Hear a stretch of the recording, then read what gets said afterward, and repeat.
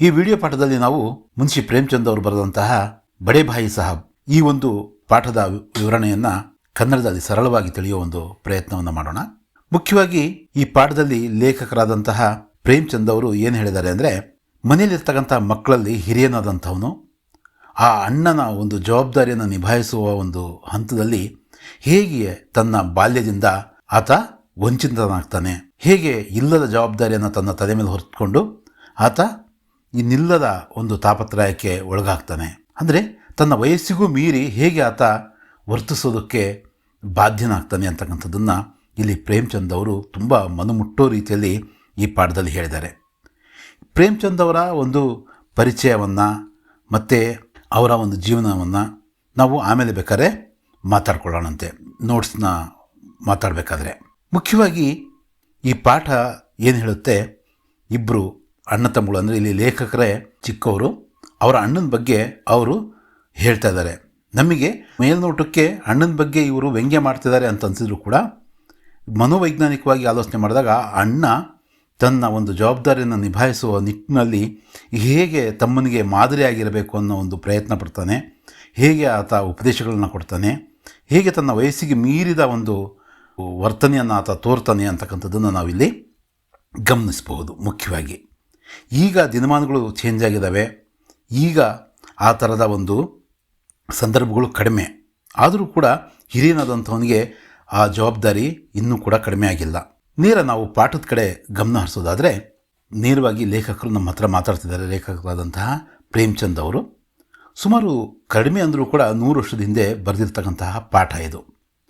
ಅವರು ಬಾಲ್ಯದಲ್ಲಿ ನಡೆದಂತಹ ಘಟನೆಗಳನ್ನು ಇಲ್ಲಿ ವಿವರಿಸ್ತಾ ಹೋಗ್ತಾರೆ. ಅವರ ಮತ್ತು ಅವರ ಅಣ್ಣನ ಸಂದರ್ಭ, ಅವರ ಒಂದು ಸಂಬಂಧ, ಅವರಿಬ್ಬರ ಮಧ್ಯದಲ್ಲಿ ನಡೆದಂತಹ ಮಾತುಕತೆ, ಅವರು ಓದಬೇಕಾದ್ರೆ ಹಾಸ್ಟೆಲಲ್ಲಿದ್ದಂತಹ ಸಂದರ್ಭದಲ್ಲಿ ನಡೆದಂತಹ ಘಟನೆಗಳು, ಇವು ಮುಖ್ಯವಾಗಿ ಇಲ್ಲಿ ನಾವು ನೋಡೋದಕ್ಕೆ ಸಿಗ್ತವೆ. ಪಾಠದ ಕಡೆ ಗಮನ ಹರಿಸೋಣಂತೆ. ಮೇರೆ ಭಾಯಿ ಸಾಹಬ್ ಮುझसे 5 साल बड़े लेकिन केवल 3 दर्जे आगे. उन्होंने भी उसी उम्र में पढ़ना शुरू किया था जब मैंने शुरू किया, लेकिन तालीम जैसे महत्व के मामले में वह जल्दबाजी से काम लेना पसंद ना करते थे. ಲೇಖಕರು ತಮ್ಮ ಅಣ್ಣನ ಬಗ್ಗೆ ಹೇಳಬೇಕಾದ್ರೆ, ನನ್ನ ಅಣ್ಣ ನನಗಿಂತ 5 ವರ್ಷದ ಹಿರಿಯವ, ಆದರೆ ನನಗಿಂತ ಕೇವಲ 3 ಕ್ಲಾಸು, ದರ್ಜಾ ಅಂದರೆ ಕ್ಲಾಸು, ತರಗತಿ, 3 ತರಗತಿಯಷ್ಟು ಮುಂದಿದ್ದಾನಷ್ಟೇ. ಅವರು ಕೂಡ ನನ್ನ ವಯಸ್ಸಲ್ಲೇ ನಾನು ಓದೋದಕ್ಕೆ ಶುರುವಾದಾಗ, ಇಲ್ಲಿ ತಾಲೀಮ್ ಅಂತ ಇದೆಯಲ್ಲ, ಶಿಕ್ಷಣ, ಅದು ಎಜುಕೇಷನ್, ನಾನು ಯಾವಾಗ ಶಿಕ್ಷಣವನ್ನು ಪಡೆಯೋದಕ್ಕೆ ಶುರು ಮಾಡಿದ್ನೋ ಆಗಲೇ ಅವರು ಕೂಡ ಶುರು ಮಾಡಿದರು. ಆದರೆ ಓದು ಅನ್ನುವ ಒಂದು ಶಿಕ್ಷಣ ಅನ್ನುವ ಮಹತ್ವದ ಒಂದು ವಿಷಯದಲ್ಲಿ ಅವರೇನು ಮಾಡಿದ್ರು, ಜಲ್ದ್ಬಾಜಿ ಅಂದರೆ ಏನು, ಅರ್ಜೆಂಟ್ ಮಾಡ್ಕೊಳ್ಳಲಿಲ್ಲ. ಅವರೇನು ಮಾಡಿದ್ರು, ಆರಾಮಾಗಿ ಈಸಿಯಾಗಿ ಓದೋದಕ್ಕೆ ಅವರು ಹೆಚ್ಚಿನ ಗಮನವನ್ನು ಕೊಟ್ಟರು ಅಂತಕ್ಕಂಥದ್ದನ್ನು ಅವರು ಹೇಳ್ತಾರೆ. ಇಲ್ಲಿ ತಾಲೀಮ್ ಅಂದರೆ ಶಿಕ್ಷಣ, ದರ್ಜಾ ಅಂದರೆ ತರಗತಿ, ಜಲ್ದ್ಬಾಜಿ ಅಂದರೆ ಅರ್ಜೆಂಟು, ಮಾಮ್ಲಾ ಅಂದರೆ ವಿಷಯ ಅಂತ ಅನ್ಬೋದು, ಉಮ್ರ್ ಅಂದರೆ ವಯಸ್ಸು. ಮುಂದಕ್ಕೆ ನೋಡೋದಾದರೆ, इस भवन की बुनियाद खूब मजबूत डालना चाहते थे जिस पर आलीशान महल बन सके. 1 साल का काम 2 साल में करते थे, कभी कभी 3 साल भी लग जाते थे. ಅಣ್ಣನ ಒಂದು ಮನಸ್ಥಿತಿ ಹೇಗಿದೆ ಅಂತೇಳ್ಬಿಟ್ಟು ಲೇಖಕರು ಹೇಳ್ತಾ, ಈ ಒಂದು ಓದು ಅಥವಾ ನಮ್ಮ ಜೀವನ ಒಂದು ಭವನದ ರೀತಿಯಲ್ಲಿ, ಒಂದು ಮಹಲಿನ ರೀತಿಯಲ್ಲಿ ಅಂತ ಅಂದ್ಕೊಂಡ್ರೆ, ಇದರ ಬುನಿಯಾದ್ ಅಂದರೆ ಇದರ ಬೇಸ್ಮೆಂಟ್ನ ಅವರು ತುಂಬ ಮಜಬೂತ್, ಅಂದರೆ ತುಂಬ ಗಟ್ಟಿಯಾಗಿ ಹಾಕಬೇಕು ಅಂತ ಅವರು ಬಯಸ್ತಾ ಇದ್ದರು. ಯಾರು? ಅಣ್ಣ, ಲೇಖಕರ ಅಣ್ಣ. ಅಂದರೆ ಎಷ್ಟು ಒಳ್ಳೆ ಒಂದು ಬುನಾದಿ ಇರುತ್ತೋ ಅದೇ ಅಷ್ಟೇ ಒಳ್ಳೆ ಮಹಲನ್ನು, ಆಲಿಶಾನ್ ಮಹಲ್ ಅಂದರೆ ತುಂಬ ಭರ್ಜರಿಯಾದಂತಹ ಒಂದು ಭವ್ಯವಾದಂತಹ ಒಂದು ಮಹಲನ್ನು, ಅದರ ಮೇಲೆ ಭವನವನ್ನು ಅದರ ಮೇಲೆ ನಿರ್ಮಾಣ ಮಾಡ್ಬೋದು ಅಂತಕ್ಕಂಥದ್ದು ಅವರ ನಂಬಿಕೆ ಆಗಿತ್ತು. ಒಂದು ಏನು ಮಾಡ್ತಾಯಿದ್ರು ನೋಡ್ರಿ ಅವರು, 1 साल का काम 2 साल में करते थे ಅಂತ. ಒಂದು ವರ್ಷದಲ್ಲಿ ಮಾಡ್ತಕ್ಕಂಥ ಸಾಲು ಅಂದರೆ ವರ್ಷ, ಸಾಲು. ಆ ಒಂದು ವರ್ಷದಲ್ಲಿ, ಒಂದು ಸಾಲಿನಲ್ಲಿ ಮುಗಿಸ್ತಕ್ಕಂಥ ಒಂದು ಕೆಲಸವನ್ನು ಅವರು 2 ವರ್ಷ ಎಳಿತಾಯಿದ್ರು. ಯಾವಾಗಾದರೂ ಕಬಿ ಅಂದರೆ ಯಾವಾಗಾದರೂ ಅದು 3 ವರ್ಷ ಕೂಡ, ಅಂದರೆ ಒಂದೇ ತರಗತಿಯನ್ನು 3 ವರ್ಷ ಅವರು ಓದ್ತಾಯಿದ್ರು. ವ್ಯಂಗ್ಯವಾಗಿ ಲೇಖಕರಲ್ಲಿ ಇದನ್ನು ಹೇಳ್ತಾ ಇರೋ ರೀತಿಯಲ್ಲಿ ಇದೆ. ಬುನಿಯಾದ್ ಹಿ ಪುಖ್ತಾ ನಾ ಹೋ ತೋ ಮಕಾನ್ ಕೈಸೆ ಪಾಯದಾರ್ ಬನೆ. ಅಂದರೆ ಈ ಬುನಾದಿ ಅಂತಕ್ಕಂಥದ್ದು ಗಟ್ಟಿ ಇಲ್ದಿದ್ರೆ, ಪಾಯದಾರ್ ಅಂದರೆ ಮುಖ್ಯವಾಗಿ ಗಟ್ಟಿಯಾದಂಥ ಅರ್ಥ ಬರುತ್ತಿಲ್ಲಿ. ಪಾಯ ಅಂದರೆ ಕಾಲು ಅಂತ, ಅಂದರೆ ಅದು ಗಟ್ಟಿಮುಟ್ಟಾಗಿರಬೇಕು ಬುನಾದಿ, ಆಗಲೇ ಒಳ್ಳೆ ಮಹಲ್ ಅದ್ರ ಮೇಲೆ ನಿರ್ಮಾಣ ಆಗುತ್ತೆ ಅಂತಕ್ಕಂಥದ್ದನ್ನು ಅವರು ನಂಬಿದ್ರು. ಯಾರು? ಲೇಖಕರ ಅಣ್ಣ. ಈ ಎರಡನೇ ಪ್ಯಾರಾಗ್ರಾಫಿಗೆ ಬರೋದಾದರೆ, ಮೈ ಛೋಟಾ ಥಾ ವಹ್ ಬಡೆ ಥೇ, मेरी उम्र 9 साल की थी, वह 14 साल के थे. उन्हें मेरी तंबीह और निगरानी का पूरा और जन्मसिद्ध अधिकार था और मेरी शालीनता इसी में थी कि उनके हुक्म को कानून समझूं. ಅಣ್ಣ ಯಾವತ್ತಿದ್ರೂ ಕೂಡ ಅಣ್ಣನೇ. ಇವರು ಸಣ್ಣವರು ಮತ್ತು ಅವರು ದೊಡ್ಡವರು, ಅದು ಮೊದಲೇ ಮಾತಾಡಿದ್ವಿ. ಅಣ್ಣ ತಮ್ಮ ಅಂದರೆ ದೊಡ್ಡವರು ಸಣ್ಣವರೇ. ಇಲ್ಲಿ ಮುಖ್ಯವಾಗಿ ವಯಸ್ಸಿನ ಬಗ್ಗೆ ಮಾತಾಡ್ತಿದ್ದಾರೆ. ಲೇಖಕರ ವಯಸ್ಸು ಆಗ ಅಂದರೆ ಈ ಕಥೆ ಆರಂಭ ಆದಾಗ 9 ವರ್ಷ ಮತ್ತು ಅವರ ಅಣ್ಣನಿಗೆ 14 ವರ್ಷ. ಮೊದಲೇ ಮಾತಾಡ್ದಂಗೆ 5 ವರ್ಷ ಡಿಫ್ರೆನ್ಸ್ ಅವರಿಬ್ಬರಿಗೆ. ಅವ್ರ ಮೇಲೆ ಗಮನ ಇಡೋದಕ್ಕೆ ಅಂದರೆ ದೃಷ್ಟಿಯನ್ನು ಇಡೋದಕ್ಕೆ ಒಂದು ಜನ್ಮಸಿದ್ಧವಾದಂತಹ ಅಂದರೆ ಸಂಪೂರ್ಣ ಅಧಿಕಾರ ಅವ್ರಿಗಿತ್ತು ಅಣ್ಣ ಅನ್ನೋ ಒಂದು ಕಾರಣಕ್ಕೆ.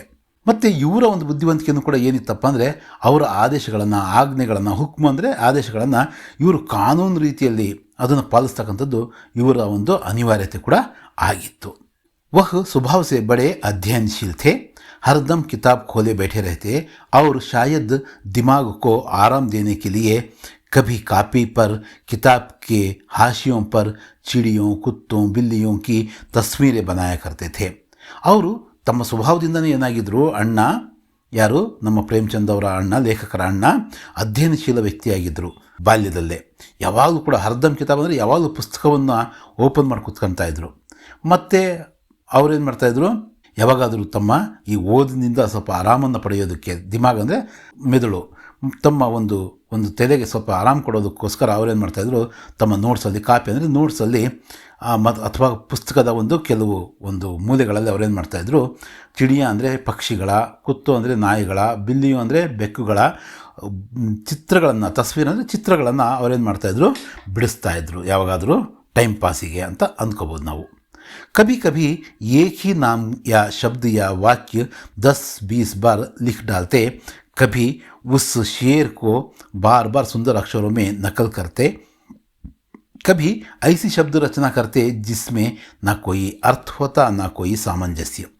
मसलन एक बार उनकी कापी पर मैंने यह इबारत देखी, स्पेशल अमीना, भाइयों भाइयों, दरअसल भाई भाई, राधेश्याम, श्रीयुत राधेश्याम, 1 घंटे तक इसके बाद एक आदमी का चेहरा बना हुआ था. ಇವರು ಹೀಗೆ ವಿಚಿತ್ರವಾಗಿ ಏನೋ ಒಂದು ಲೇಖನಗಳನ್ನು, ಇಲ್ಲಿ ಇಬಾರತ್ ಅಂತ ಹೇಳ್ತಿದ್ದಾರಲ್ಲ, ಲೇಖನಗಳನ್ನು ಬರೀತಾ ಇದ್ದರು. ಅದರಲ್ಲಿ ವಿಚಿತ್ರವಾಗಿ ಏನೇನೋ ಇರ್ತಾ ಇತ್ತು. ಒಂದು ಅರ್ಥ ಇರ್ತಾ ಇರಲಿಲ್ಲ ಅದರಲ್ಲಿ, ಮತ್ತು ಒಂದು ಸಾಮಂಜಸ್ಯವಾದಂಥ ಒಂದು ಅರ್ಥನೂ ಕೂಡ ಅದರಿಂದ ಹೊರಡ್ತಾ ಇರಲಿಲ್ಲ. ಏನು ಬರಿತಾ ಇದ್ರು ಅವ್ರ ನೋಟ್ಸಲ್ಲಿ ಅಂತ ಅಂದರೆ, ಇಲ್ಲಿ ಸ್ಪೆಷಲ್ ಅಂತ ಬರೆದಿದ್ರು, ಅಮೀನಾ ಅಂತ ಬರೆದಿದ್ರು, ಭಾಯಿಯೋ ಭಾಯಿಯೋ ಅಂತ ಬರೆದಿದ್ರು, ದರಾಸಲ್ ಅಂತ ಬರೆದಿದ್ರು, ಭಾಯಿ ಭಾಯಿ ಅಂತ ಬರೆದಿದ್ರು, ರಾಧೇಶ್ಯಾಮ್, ಶ್ರೀಯುತ್ ರಾಧೇಶ್ಯಾಮ್ 1 ಗಂಟೆ ತಕ್ಕಂತ ಬರೆದು ಇದ್ರ ಮುಂದೆ ಏನು ಮಾಡಿದ್ರು ಅವರು, ಒಬ್ಬ ಮನುಷ್ಯನ ಚಿತ್ರವನ್ನು, ಅಂದರೆ ಮುಖದ ಚೆಹರ ಅಂದರೆ ಮುಖ, ಆ ಮುಖವನ್ನು ಚಿತ್ರವನ್ನು ಅವರು ಬಿಡಿಸಿದರು. मैंने बहुत चेष्टा की कि इस पहेली का कोई अर्थ निकालूं, लेकिन असफल रहा और उनसे पूछने का साहस ना हुआ.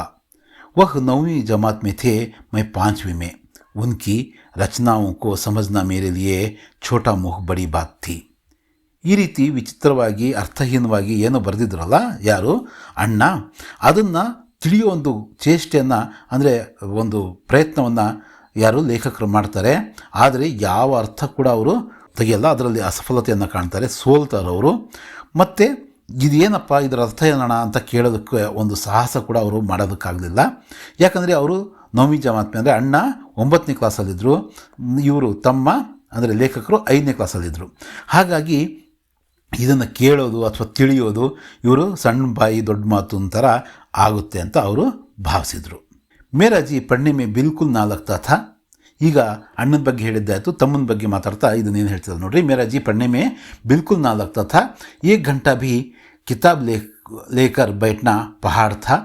मौका पाते ही हॉस्टल से निकलकर मैदान में आ जाता और कभी कंकरियाँ उछलता, कभी कागज़ की तितलियाँ उड़ाता और कहीं कोई साथी मिल गया तो पूछना ही क्या.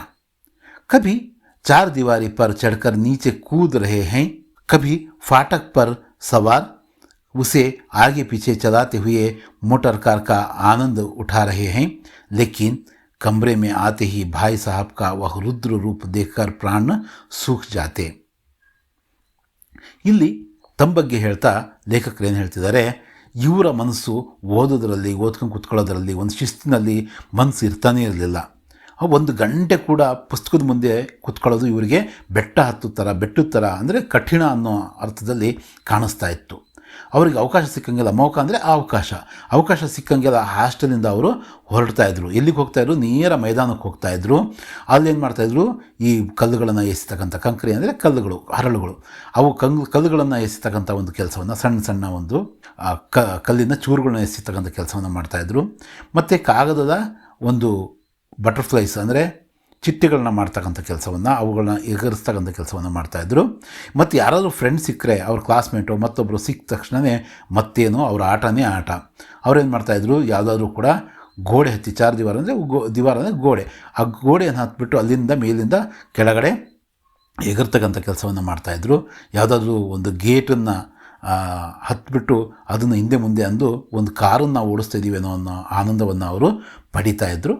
ಒಟ್ಟು ಮಕ್ಕಳು ಏನೇನು ಆಡ್ತಾರೋ ಅವೆಲ್ಲ ಆಟ ಆಡ್ತಾಯಿದ್ರು. ಆದರೆ ಲೇಕಿನ್ ಅಂದರೆ ಪರಂತು ಅಂದರೆ ಪರ್ ಅಂದರೆ ಫಿರ್ ಭಿ ಅಂದರೆ ಇವೆಲ್ಲದಕ್ಕೆ ಅರ್ಥ ಏನಪ್ಪ ಅಂದರೆ ಆದರೆ ರೂಮಿಗೆ ಬಂದ ತಕ್ಷಣವೇ, ಹಾಸ್ಟೆಲ್ನ ರೂಮಿಗೆ ಬಂದ ತಕ್ಷಣವೇ ಅಣ್ಣನ ರುದ್ರ ರೂಪವನ್ನು ನೋಡಿ ಅವರ ಪ್ರಾಣನೇ ಗಂಟ್ಲಿಗೆ ಬಂದಂಗೆ ಆಗ್ತಾಯಿತ್ತು, ಅದು ಒಣಗ್ತಾ ಇತ್ತು ಅಂತ ಅವ್ರು ಹೇಳ್ತಿದ್ದಾರೆ. ಅಂದರೆ ಅಣ್ಣ ಅಷ್ಟು ಸ್ಟ್ರಿಕ್ಟ್ ಆದಂತಹ ಒಬ್ಬ ಹುಡುಗ ಆತ. ಉನ್ಕಾ ಪಹಲಾ ಸವಾಲ್ ಯಹ್ ಹೋತಾ ಕಹಾನ್ ಥೇ, हमेशा सही सवाल इसी ध्वनि में हमेशा पूछा जाता था और इसका जवाब मेरे पास केवल मौन था. ಅಣ್ಣ ಯಾವಾಗಲೂ ಕೂಡ ಒಂದೇ ಪ್ರಶ್ನೆಯನ್ನು ಮಾಡ್ತಾಯಿದ್ರು, ಎಲ್ಲಿದ್ದೆ? ಸೇಮ್ ಅದೇ ಧ್ವನಿಯಲ್ಲಿ, ಅದೇ ಇದರಲ್ಲಿ ಕೇಳ್ತಾಯಿದ್ರು. ಅದಕ್ಕೆ ಲೇಖಕರ ಉತ್ತರ ಮೌನವಾಗಿತ್ತು, ಏನೂ ಅವರು ಹೇಳ್ತಾ ಇರಲಿಲ್ಲ. ಯಾಕೆ ಅಂದರೆ, ನಾ ಜಾನೆ ಮೇರೆ मुँह से यह बात क्यों ना निकलती कि ज़रा बाहर खेल रहा था. मेरा मौन कह देता था कि मुझे अपना अपराध स्वीकार है और भाई साहब के लिए उसके सिवा और कोई इलाज ना था कि स्नेह और रोष से मिले हुए शब्दों में मेरा सत्कार करें. ಈಗ ಲೇಖಕರು ಹೇಳ್ಬೋದಾಗಿತ್ತು, ಸ್ವಲ್ಪ ಹಿಂಗೆ ಹೊರಗಡೆ ಹೋಗಿದ್ದೆ ಅಣ್ಣ ಅಂತ, ಇಷ್ಟನ್ನಂತೂ ಅವರು ಹೇಳ್ಬೋದಾಗಿತ್ತು, ಹೊರಗಡೆ ಹೋಗಿ ಆಟ ಆಡ್ತಾ ಇದ್ದೆ ಅಂತ. ಆದರೆ ಅವರು ಮೌನವಾಗಿರ್ತಾಯಿದ್ರು. ಒಂದು ರೀತಿಯಲ್ಲಿ ಅಪರಾಧವನ್ನು ಅವರು ಸ್ವೀಕರಿಸ್ತಾ ಇದ್ದರು. ಮತ್ತು ಅಣ್ಣನಿಗೆ ಇದೇ ಬೇಕಾಗಿತ್ತು. ಅವರೇನು ಮಾಡ್ತಾಯಿದ್ರು ಅಂದರೆ, ಒಂದು ಸ್ವಲ್ಪ ಪ್ರೀತಿಯನ್ನು ತೋರಿಸ್ತಾ, ರೋಷವನ್ನು ಮಿಕ್ಸ್ ಮಾಡಿ ಅವರು ಕರೆಕ್ಟಾಗಿ ತಮ್ಮನ ಸತ್ಕಾರವನ್ನು, ಆತಿಥ್ಯವನ್ನು ಮಾಡ್ತಾಯಿದ್ರು. ಏನು ಆತಿಥ್ಯ ಅನ್ನೋದು ನೆಕ್ಸ್ಟ್ ಪ್ಯಾರಾಗ್ರಾಫಲ್ಲಿ ಇದೆ. ಅವರೇನು ಹೇಳ್ತಾಯಿದ್ರು, ಏನು ಉಪದೇಶವನ್ನು ನೀಡ್ತಾಯಿದ್ರು ಅಂತ. ಇಸ್ ತರ अंग्रेजी पढ़ोगे तो जिंदगी भर पढ़ते रहोगे और एक हर्फ ना आएगा. अंग्रेजी पढ़ना कोई हंसी खेल नहीं है कि जो चाहे पढ़ ले. नहीं, आयरा गहरा नत्तु खैरा सभी अंग्रेजी के विद्वान हो जाते. यहाँ रात दिन आंखें फोड़नी पड़ती है और खून जलाना पड़ता है, तभी कहीं यह विद्या आती है. और आती क्या है? हाँ, कहने को आती है. ಅಂದರೆ ಇಲ್ಲಿ ಸ್ಟಾರ್ಟ್ ಮಾಡ್ತಿದ್ದಾರೆ ಮಾತಾಡೋದಕ್ಕೆ. ನೀನು ಈ ರೀತಿ ಇಂಗ್ಲೀಷನ್ನು ಓದಿದರೆ, ಅಂಗ್ರೇಜಿ ಅಂದರೆ ಇಂಗ್ಲೀಷನ್ನು ಓದಿದರೆ ಜೀವನ ಪರ್ಯಂತ ಓದ್ತಾನೇ ಇರ್ತೀಯ. ಒಂದು ಅಕ್ಷರನೂ ಕೂಡ ನಿನಗೆ ಬರಲ್ಲ. ಹರ್ಫ್ ಅಂದರೆ ಅಕ್ಷರ, ಒಂದು ಅಕ್ಷರನೂ ಕೂಡ ನಿನಗೆ ಬರಲ್ಲ. ಅಂಗ್ರೇಜಿಯನ್ನು ಓದ್ತಕ್ಕಂಥದ್ದು ಯಾವುದೋ ಒಂದು ಆಟದ ಒಂದು ಇದಲ್ಲ. ಅದೇನನ್ನು ಅಂಥ ಈಸಿ ಆಗಿದ್ದಿದ್ರೆ ಎಂಥರೋ ಇಲ್ಲಿ ಐರಾಗ್ಯಾರ ತುಖೇರ ಅಂತಾರಲ್ಲ, ಯಾರು ಬೇಕಾದರೂ ಕೂಡ ಅದನ್ನು ಓದ್ಬಿಟ್ಟು ಅದರ ವಿದ್ವಾಂಸರಾಗ್ತಾಯಿದ್ರು ಅಂತ ಹೇಳ್ತಾ, ಇಂಗ್ಲೀಷನ್ನ ಕಲಿಬೇಕಂದ್ರೆ ಹಗಲು ರಾತ್ರಿ ಏನು ಮಾಡಬೇಕು, ಕಣ್ಣನ್ನು ಹೊಡ್ಕೊಂಡು, ಅಂದರೆ ಸಂಪೂರ್ಣ ಗಮನವನ್ನು ಅದ್ರ ಕಡೆ ಕೊಡಬೇಕು, ಸಂಪೂರ್ಣ ಶ್ರಮ ಪಡಬೇಕು, ದುಡಿಮೆ ಮಾಡಬೇಕು, ಅಂದರೆ ಅದ್ರ ಮೇಲೆ ಭಾಳಷ್ಟು ವರ್ಕ್ ಮಾಡಬೇಕು. ಆವಾಗ ಹೋಗಿ ಈ ವಿದ್ಯೆ ಬರುತ್ತೆ. ಅವಾಗಲೂ ಕೂಡ ಏನು ವಿದ್ಯೆ ಬರಲ್ಲ, ಹೇಳೋದಕ್ಕೆ ಅದು ಬರುತ್ತೆ ಅಂತಕ್ಕಂಥ ಮಾತನ್ನು ಇಲ್ಲಿ ಅಣ್ಣ ತಮ್ಮನಿಗೆ ಕೊಡ್ತಕ್ಕಂಥ ಉಪದೇಶದಲ್ಲಿ ಅವರು ಹೇಳ್ತಿದ್ದಾರೆ. ಬಡೆ ಬಡೆ ವಿದ್ವಾನ್ ಭಿ ಶುದ್ಧ ಅಂಗ್ರೇಜಿ ನಹಿ ಲಿಖ್ ಸಕ್ತೆ, ಬೋಲ್ನಾ ತೋ ದೂರ್ ರಹ. ಅಂದರೆ ದೊಡ್ಡ ದೊಡ್ಡ ವಿದ್ವಾಂಸರು ಕೂಡ ಏನು ಮಾಡ್ತಾರೆ, ಶುದ್ಧವಾದಂತಹ ಇಂಗ್ಲೀಷನ್ನು ಅವರು ಬರೆಯೋಕ್ಕಾಗಲ್ಲ ಅವ್ರಿಗೆ. ಇನ್ನೂ ಮಾತಾಡೋದಂತೂ ದೂರದ ವಿಷಯ. ಈಗಿನ ಕಾಲ ಬೇರೆ, ಈಗ ಇಂಗ್ಲೀಷ್ ಮೀಡಿಯಮಲ್ಲೇ ಓದ್ತೀರಾ, ನಮಗೆ ಬೇರೆ ಬೇರೆ ಅವಕಾಶಗಳಿದ್ದಾವೆ ಇಂಗ್ಲೀಷನ್ನು ಕಲಿಯೋದಕ್ಕೆ, ಮಾತಾಡೋದಕ್ಕೆ, ತಿಳಿಯೋದಕ್ಕೆ. ಆದರೆ ಆ ದಿನಮಾನಗಳು ಹಾಗಿರಲಿಲ್ಲ. और मैं कहता हूँ, तुम कितने घोंगा हो कि मुझे देखकर भी सबक नहीं लेते. मैं कितनी मेहनत करता हूँ, यह तुम अपनी आँखों से देखते हो. अगर नहीं देखते तो क्या तुम्हारी आँखों का कसूर है, तुम्हारी बुद्धि का कसूर है.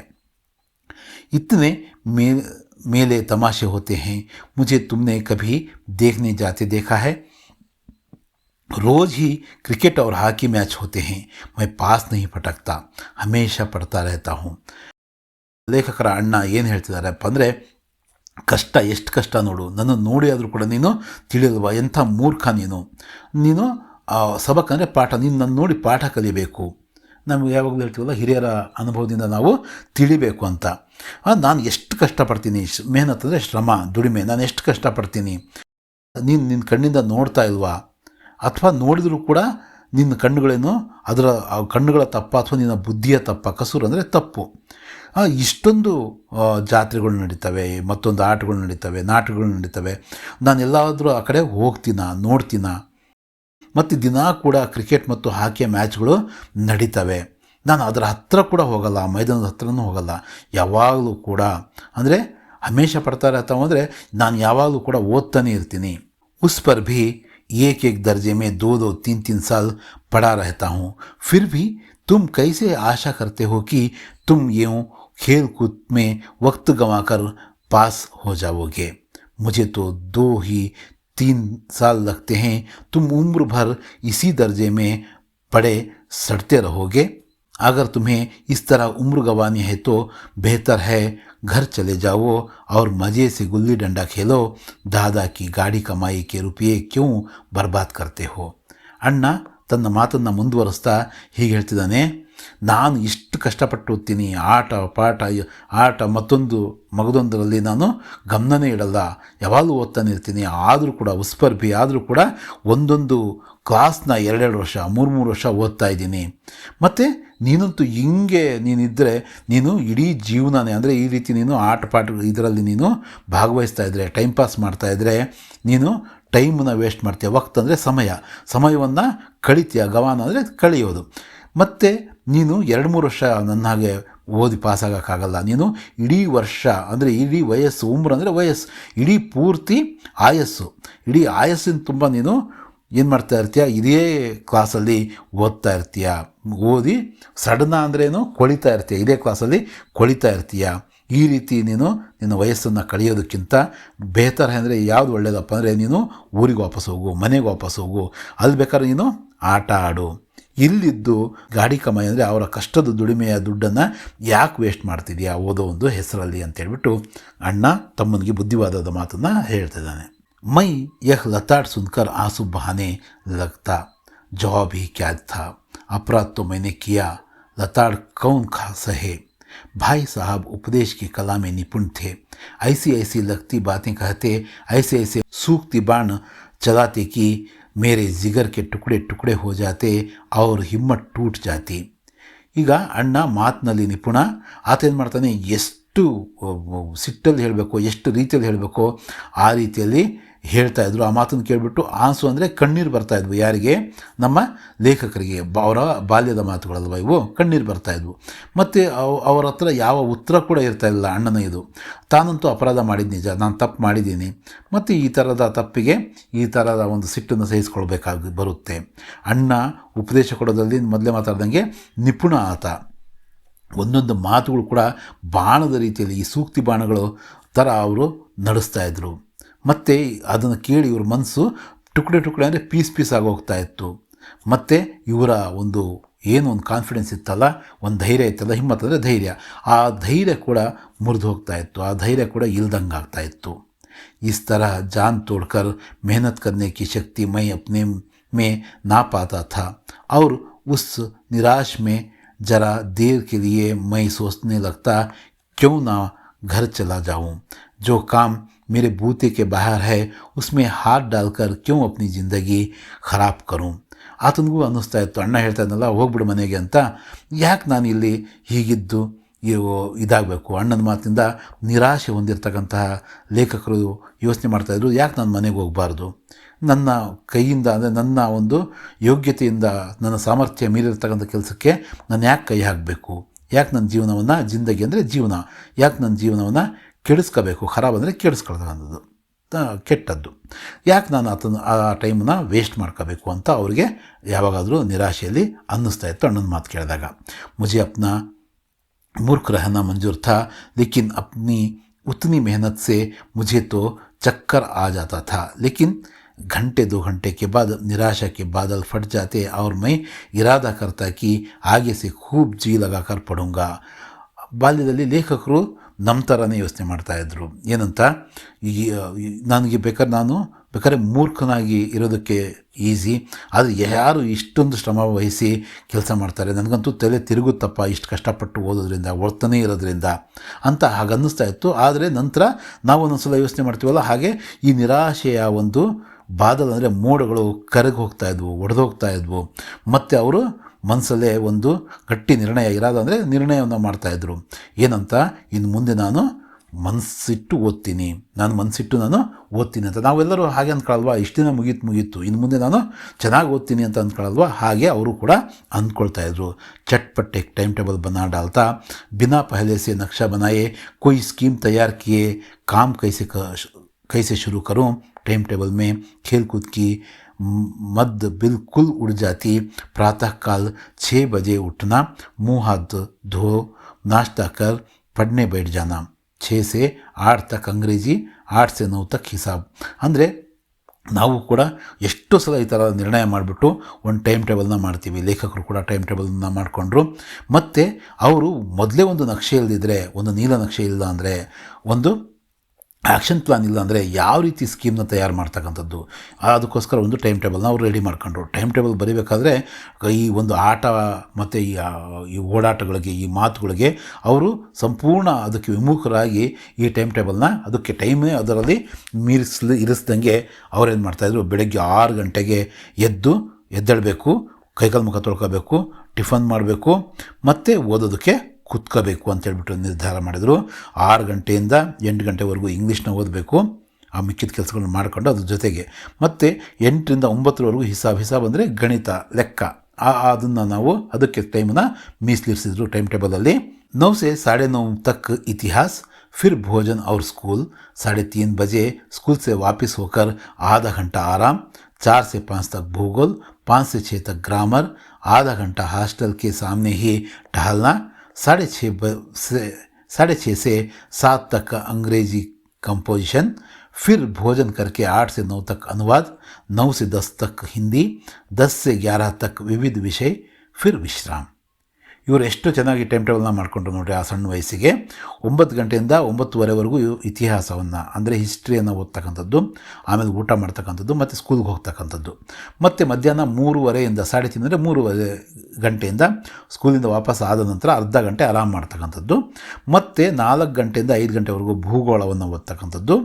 5 ರಿಂದ 6ವರೆಗೂ ಗ್ರಾಮರ್ನ ತಿಳ್ಕೊಳ್ತಕ್ಕಂಥದ್ದು. ಅರ್ಧ ಗಂಟೆ ಹಾಸ್ಟೆಲ್ನ ಮುಂದೆನೇ ಸುಮ್ಮನೆ ಓಡಾಡ್ತಕ್ಕಂಥದ್ದು, ಯಾಕಂದರೆ ಓದಿ ಸುಸ್ತಾಗಿರ್ತಾರಲ್ಲ ಆ ಕಾರಣಕ್ಕೆ.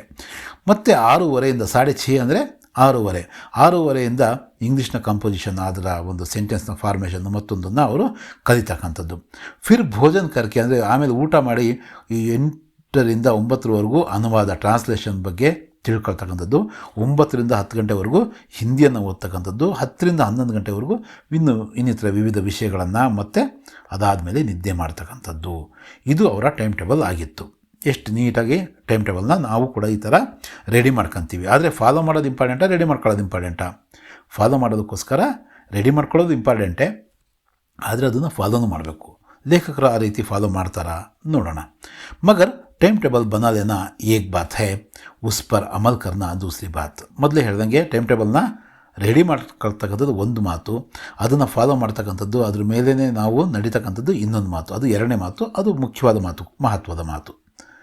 ಪಹಲೆ ಹಿ ದಿನ್ ಉಸ್ಕಿ ಅವಹೇಳನ ಶುರು ಹೋ ಜಾತಿ ಹೇ. ನಾವೇ ಹಾಕ್ಕೊಂಡಿರ್ತಕ್ಕಂಥ ಗೆರೆನ ನಾವು ದಾಟಬಾರ್ದು ಅಂತಲೇ ಹಾಕ್ಕೊಂಡಿರ್ತೀವಿ. ಆದರೆ ಲೇಖಕರ ವಿಷಯದಲ್ಲಿ ಏನಾಯಿತು, ಮೊದಲನೇ ದಿನವೇ ಅದರ ಅವಹೇಳನ ಸ್ಟಾರ್ಟ್ ಆಯಿತು.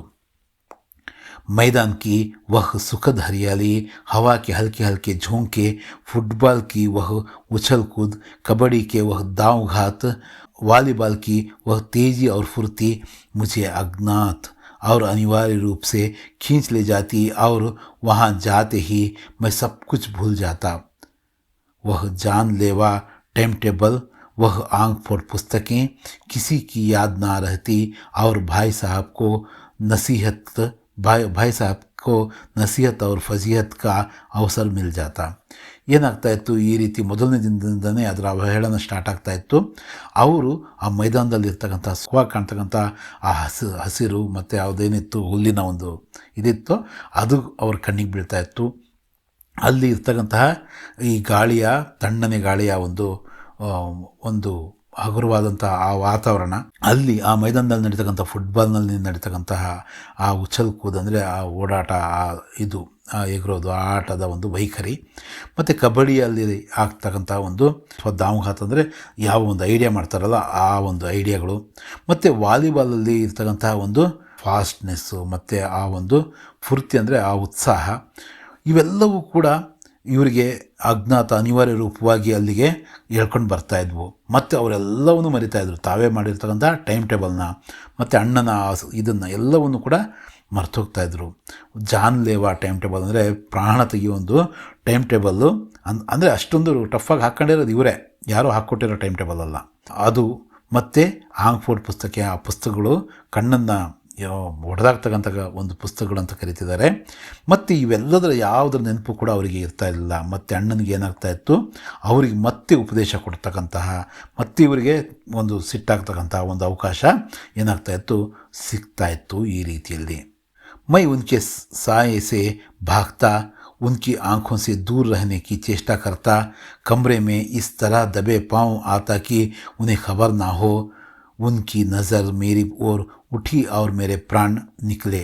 ಈ ರೀತಿ ಆಟಕ್ಕೆ ಹೋಗಿ ಟೈಮ್ ಪಾಸ್ ಮಾಡಿ ವಾಪಸ್ ಬಂದಾಗ ಅವರ ನೆರಳಿನಿಂದ ಇವರೇನು ಆಗ್ತಾಯಿದ್ರು, ದೂರ ಇರ್ತಾಯಿದ್ರು, ಓಡ್ತಾಯಿದ್ರು.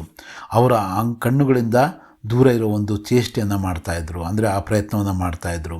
ಮತ್ತು ರೂಮಿಗೆ ವಾಪಸ್ ಆಗಬೇಕಾದ್ರೆ ಶಬ್ದ ಬರ್ದಂಗೆ ದಬೆಪಾವ ಅಂದರೆ ಸೈಲೆಂಟಾಗಿ ಬರ್ತಾಯಿದ್ರು. ಮತ್ತು ಇವರು ಬಂದಿರತಕ್ಕಂಥ ಒಂದು ಇದು ಕೂಡ ಅಣ್ಣನಿಗೆ ಗೊತ್ತಾಗಬಾರ್ದು ಅಂತಕ್ಕಂಥದ್ದು ಅವರ ಒಂದು ಯೋಜನೆಯಾಗಿತ್ತು. ಮತ್ತು ಅವರ ದೃಷ್ಟಿ, ಅಣ್ಣನ ದೃಷ್ಟಿ ನನ್ನ ಕಡೆ ಕಂಡ್ರೆ, ಮತ್ತು ಅಣ್ಣ ತಲೆ ಎತ್ತಿ ತಮ್ಮನ ಕಡೆ ನೋಡಿದರೆ ಈ ತಮ್ಮನ ಪ್ರಾಣ ಹಾರಿ ಹೋದ ಹಾಗೆ ಅವ್ರಿಗೆ ಅನ್ನಿಸ್ತಾ ಇತ್ತು. हमेशा सिर पर एक नंगी तलवार सी लटकती मालूम होती, फिर भी जैसे मौत और विपत्ति के बीच भी आदमी मोह और माया के बंधन में जकड़ा रहता है. मैं फटकार और ದುಡುಕಿಯಾँ खाकर भी खेल कूद का ತಿರಸ್ಕಾರ ನಾ करता था.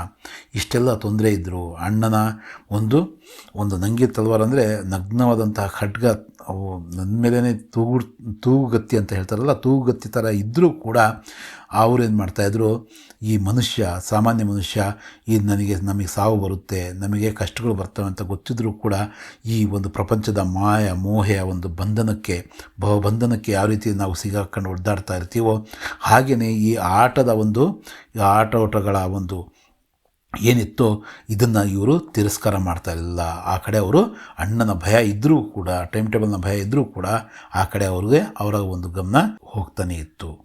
ಇದು ನಿಮ್ಮ ಈ ಒಂದು ಬಡೆ ಭಾಯಿ ಸಾಹಬ್ ಪಾಠದ ಮೊದಲ ಪಾರ್ಟ್. ಇನ್ನು ಎರಡನೇ ಪಾರ್ಟ್ನ ನಾವು ನೋಡೋದಾದರೆ, ಈ ಭಾಗ 2ರಲ್ಲೂ ಕೂಡ ಈ ಅಣ್ಣ ತಮ್ಮ ಇವರ ಈ ಓದಿನ ಬಗ್ಗೆ ಇರತಕ್ಕಂಥ ಈ ಒಂದು ಸಂದರ್ಭ ಮುಂದುವರಿಯುತ್ತೆ. सालाना इम्तिहान हुआ, भाई साहब फेल हो गए, मैं पास हो गया और दर्जे में प्रथम आया. मेरे और उनके बीच केवल 2 साल का अंतर रह गया. जी में आया भाई साहब को आड़े हाथों लूँ, आपकी वह घोर तपस्या क्या हुई. मुझे देखिए, मज़े से खेलना भी रहा और दर्जे में अव्वल भी हूँ. ಏನು ಹೇಳ್ತಿದ್ದಾರೆ ಲೇಖಕರು ಇಲ್ಲಿ? ಈಗ ವರ್ಷದ ಆ ವಾರ್ಷಿಕ ಪರೀಕ್ಷೆ ಮುಗೀತು. ಇಮ್ತಿಹಾನ್ ಅಂದರೆ ಪರೀಕ್ಷೆ, ಎಕ್ಸಾಮು. ಈ ಅಣ್ಣ ಏನಾದ ಓದಿನ ಕಡೆನೇ ಗಮನ ಕೊಡ್ತಕ್ಕಂಥ ಅಣ್ಣ ಫೇಲ್ ಆಗಿಬಿಟ್ಟ. ಮತ್ತು ತಮ್ಮ ಅಂದರೆ ಲೇಖಕರು ಪಾಸಾದರು. ಅದು ಕೂಡ ಮೊದಲ ದರ್ಜೆಯಲ್ಲಿ. ಕ್ಲಾಸಿಗೆ ಅವರು ಫಸ್ಟ್ ಬಂದರು. ನನ್ನ ಮತ್ತು ಅಣ್ಣನ ಮಧ್ಯದಲ್ಲಿ ಈ 2 ವರ್ಷಗಳ ಗ್ಯಾಪ್ ಮಾತ್ರ ಉಳಿತು, 2 ಕ್ಲಾಸ್ಗಳು ಮಾತ್ರ ಮಧ್ಯದಲ್ಲಿ ಉಳ್ಕೊಂಡ್ವು ಅಂತ ಹೇಳ್ಬಿಟ್ಟು ಲೇಖಕರಲ್ಲಿ ಹೇಳ್ತಿದ್ದಾರೆ.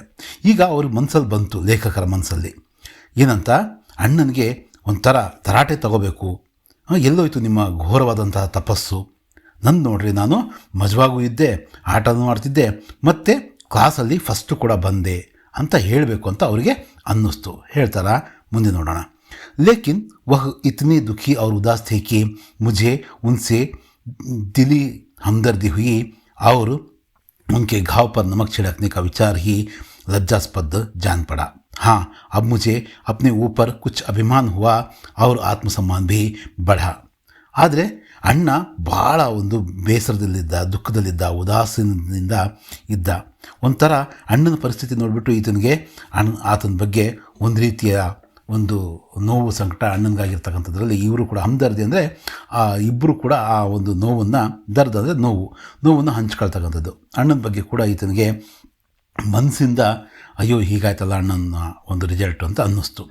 ಅವರ ಒಂದು ಘಾವ್ ಅಂದರೆ ಗಾಯ, ಆ ಗಾಯದ ಮೇಲೆ ಉಪ್ಪನ್ನು, ನಮ್ಮಕ್ಕಂದರೆ ಉಪ್ಪನ್ನು ಹಾಕೋದು ಬೇಡ, ಅಂದರೆ ಅವ್ರಿಗೆ ಮೊದಲೇ ನೋವಾಗಿದೆ, ನಾನು ಈ ರೀತಿ ಮಾತಾಡಿ ಎಲ್ಲೋಯ್ತು ನಿಮ್ಮ ಘೋರ ತಪಸ್ಸು ಅಂತ ಹೇಳಿಬಿಟ್ಟು ಹೇಳೋದು ತಪ್ಪು, ಮತ್ತು ನಾನು ಹಿಂಗೆ ವಿಚಾರ ಮಾಡೋದಲ್ಲ ಅಂತೇಳ್ಬಿಟ್ಟು ಅವರಿಗೆ ಲಜ್ಜಾಸ್ಪದ ಅಂದರೆ ನಾಚಿಕೆಗೆ ಆಸ್ಪದ, ಅಂದರೆ ಅವ್ರಿಗೆ ಒಂಥರ ನಾನು ಹಿಂಗೆ ಯೋಚನೆ ಮಾಡೋದಲ್ಲ ಅಣ್ಣನ ಬಗ್ಗೆ ಅಂತೇಳ್ಬಿಟ್ಟು ಅವ್ರಿಗೆ ಬೇಸರನೂ ಕೂಡ ಆಯಿತು, ಒಂಥರ ನಾಚಿಕೆ ಥರನೂ ಆಯಿತು. ಈಗ ಸ್ವಲ್ಪ ತನ್ನ ಬಗ್ಗೆ ಒಂದು ಸ್ವಲ್ಪ ಅಭಿಮಾನ ಕೂಡ ಇಲ್ಲಿ ಮೂಡ್ತು, ಸ್ವಲ್ಪ ಆತ್ಮಸಮ್ಮಾನ, ಅಂದರೆ ನನ್ನ ಕೈಲಿ ಆಗಲ್ಲೇನೋ, ನಾನು ವಾಪಸ್ ಹೋಗ್ಬಿಡೋಣ ನಮ್ಮ ಮನೆಗೆ ಅಂತ ಅಂದ್ಕೊಂಡಿದ್ರಲ್ಲ, ಅದು ಕಡಿಮೆ ಆಯಿತು. भाई साहब का वह रोब मुझ पर ना रहा. आज़ादी से खेल कूद में शरीक होने लगा. दिल मजबूत था. अगर उन्होंने फिर मेरी फजीहत की तो साफ कह दूंगा, आपने अपना खून जलाकर कौन सा तीर मार लिया. मैं तो खेलते कूदते दर्जे में अव्वल आ गया. जबान से यह हेकड़ी जताने का साहस ना होने पर भी मेरे रंग ढंग में से साफ जाहिर होता था कि भाई साहब का ವಹ ಆತಂಕ ಮುಜ್ ಪರ್ ನಹಿ ಥಾ. ಈಗ ಲೇಖಕರು ಏನು ಮಾಡ್ತಾರೆ, ಮೊದಲಿದ್ದ ಒಂದು ಅಣ್ಣನ ಒಂದು ರೋಪ್ ಏನಿತ್ತೋ ಅದು ಕಡಿಮೆ ಆಗಿರೋದನ್ನು ಗಮನಿಸ್ತಾರೆ. ಜೊತೆಗೆ ಈಗ ಸ್ವಲ್ಪ ಆಜಾದಿ ಅಂದರೆ ಸ್ವತಂತ್ರವಾಗಿ ಅವರು ಆಟೋಟಗಳಲ್ಲಿ ಭಾಗವಹಿಸ್ತಾರೆ, ಶರೀಕ್ ಅಂದರೆ ಭಾಗವಹಿಸ್ತಕ್ಕಂಥದ್ದು. ಮತ್ತು ಈಗ ಅಷ್ಟು ಹೆದರ್ತಾನೂ ಇಲ್ಲ. ದಿಲ್ ಮಜಬೂತ್ ಅಂದರೆ ಅವರ ಮನಸ್ಸು ಸ್ವಲ್ಪ ಗಟ್ಟಿಯಾಗಿತ್ತು. ಆದರೂ ಅಣ್ಣ ಯಾವಾಗಾದರೂ ಕರೆದು ಹಿಂಗಲ್ಲ ಕಣೋ, ಹಿಂಗಿರಬೇಕು ಅಂತ ಅಂದರೆ ಏನು ಹೇಳಬೇಕು ಅಂತ ಯೋಚನೆ ಮಾಡ್ತಿದ್ದೆ, ಅಂದರೆ ನೀನು ಇಷ್ಟು ಕಷ್ಟಪಟ್ಟು ಕೂಂಜಲಾಕಾರ ಅಂದರೆ ರಕ್ತವನ್ನು ಬಸ್ದು, ಅಂದರೆ ಇಷ್ಟು ಕಷ್ಟಪಟ್ಟು ಓದಿ ಕೂಡ ಜಲಾನ ಅಂದರೆ ಸುಡೋದು, ಈ ಯಾವ ಒಂದು ತೀರ್ಮಾನಲಿ ಅಂದರೆ ಯಾವೊಂದು ನೀನು ಸಾಧನೆಯನ್ನು ಮಾಡಿದೀಯಾ. ನಾನು ನೋಡು ಆಟ ಆಡ್ತಾನೆ ಕ್ಲಾಸಿಗೆ ಫಸ್ಟ್ ಬಂದುಬಿಟ್ಟೆ. ಈ ಥರ ಹೇಳೋದು ಜಬಾನ್ ಅಂದರೆ ನಾಲಿಗೆ ಅಥವಾ ಬಾಯಿಂದ ಈ ಮಾತು ಬರಲಿಲ್ಲ, ಆ ಸಾಹಸ ಕೂಡ ಇವರಲ್ಲಿ ಇರಲಿಲ್ಲ. ಆದರೆ ಇವರ ಒಂದು ನಡವಳಿಕೆಯಲ್ಲಿ ಇದು ಖಂಡಿತವಾಗಿ ಕ್ಲಿಯರ್ ಆಗಿ ಕಾಣಿಸೋದಕ್ಕೆ ಶುರುವಾಯಿತು. ಮತ್ತು ಅಣ್ಣನ ಒಂದು ಆತಂಕ ಏನಿತ್ತೋ, ಭಯ ಏನಿತ್ತೋ, ಈಗ ಅದು ಕಡಿಮೆ ಆಗಿತ್ತು ಅಥವಾ ಇಲ್ಲವಾಗಿತ್ತು.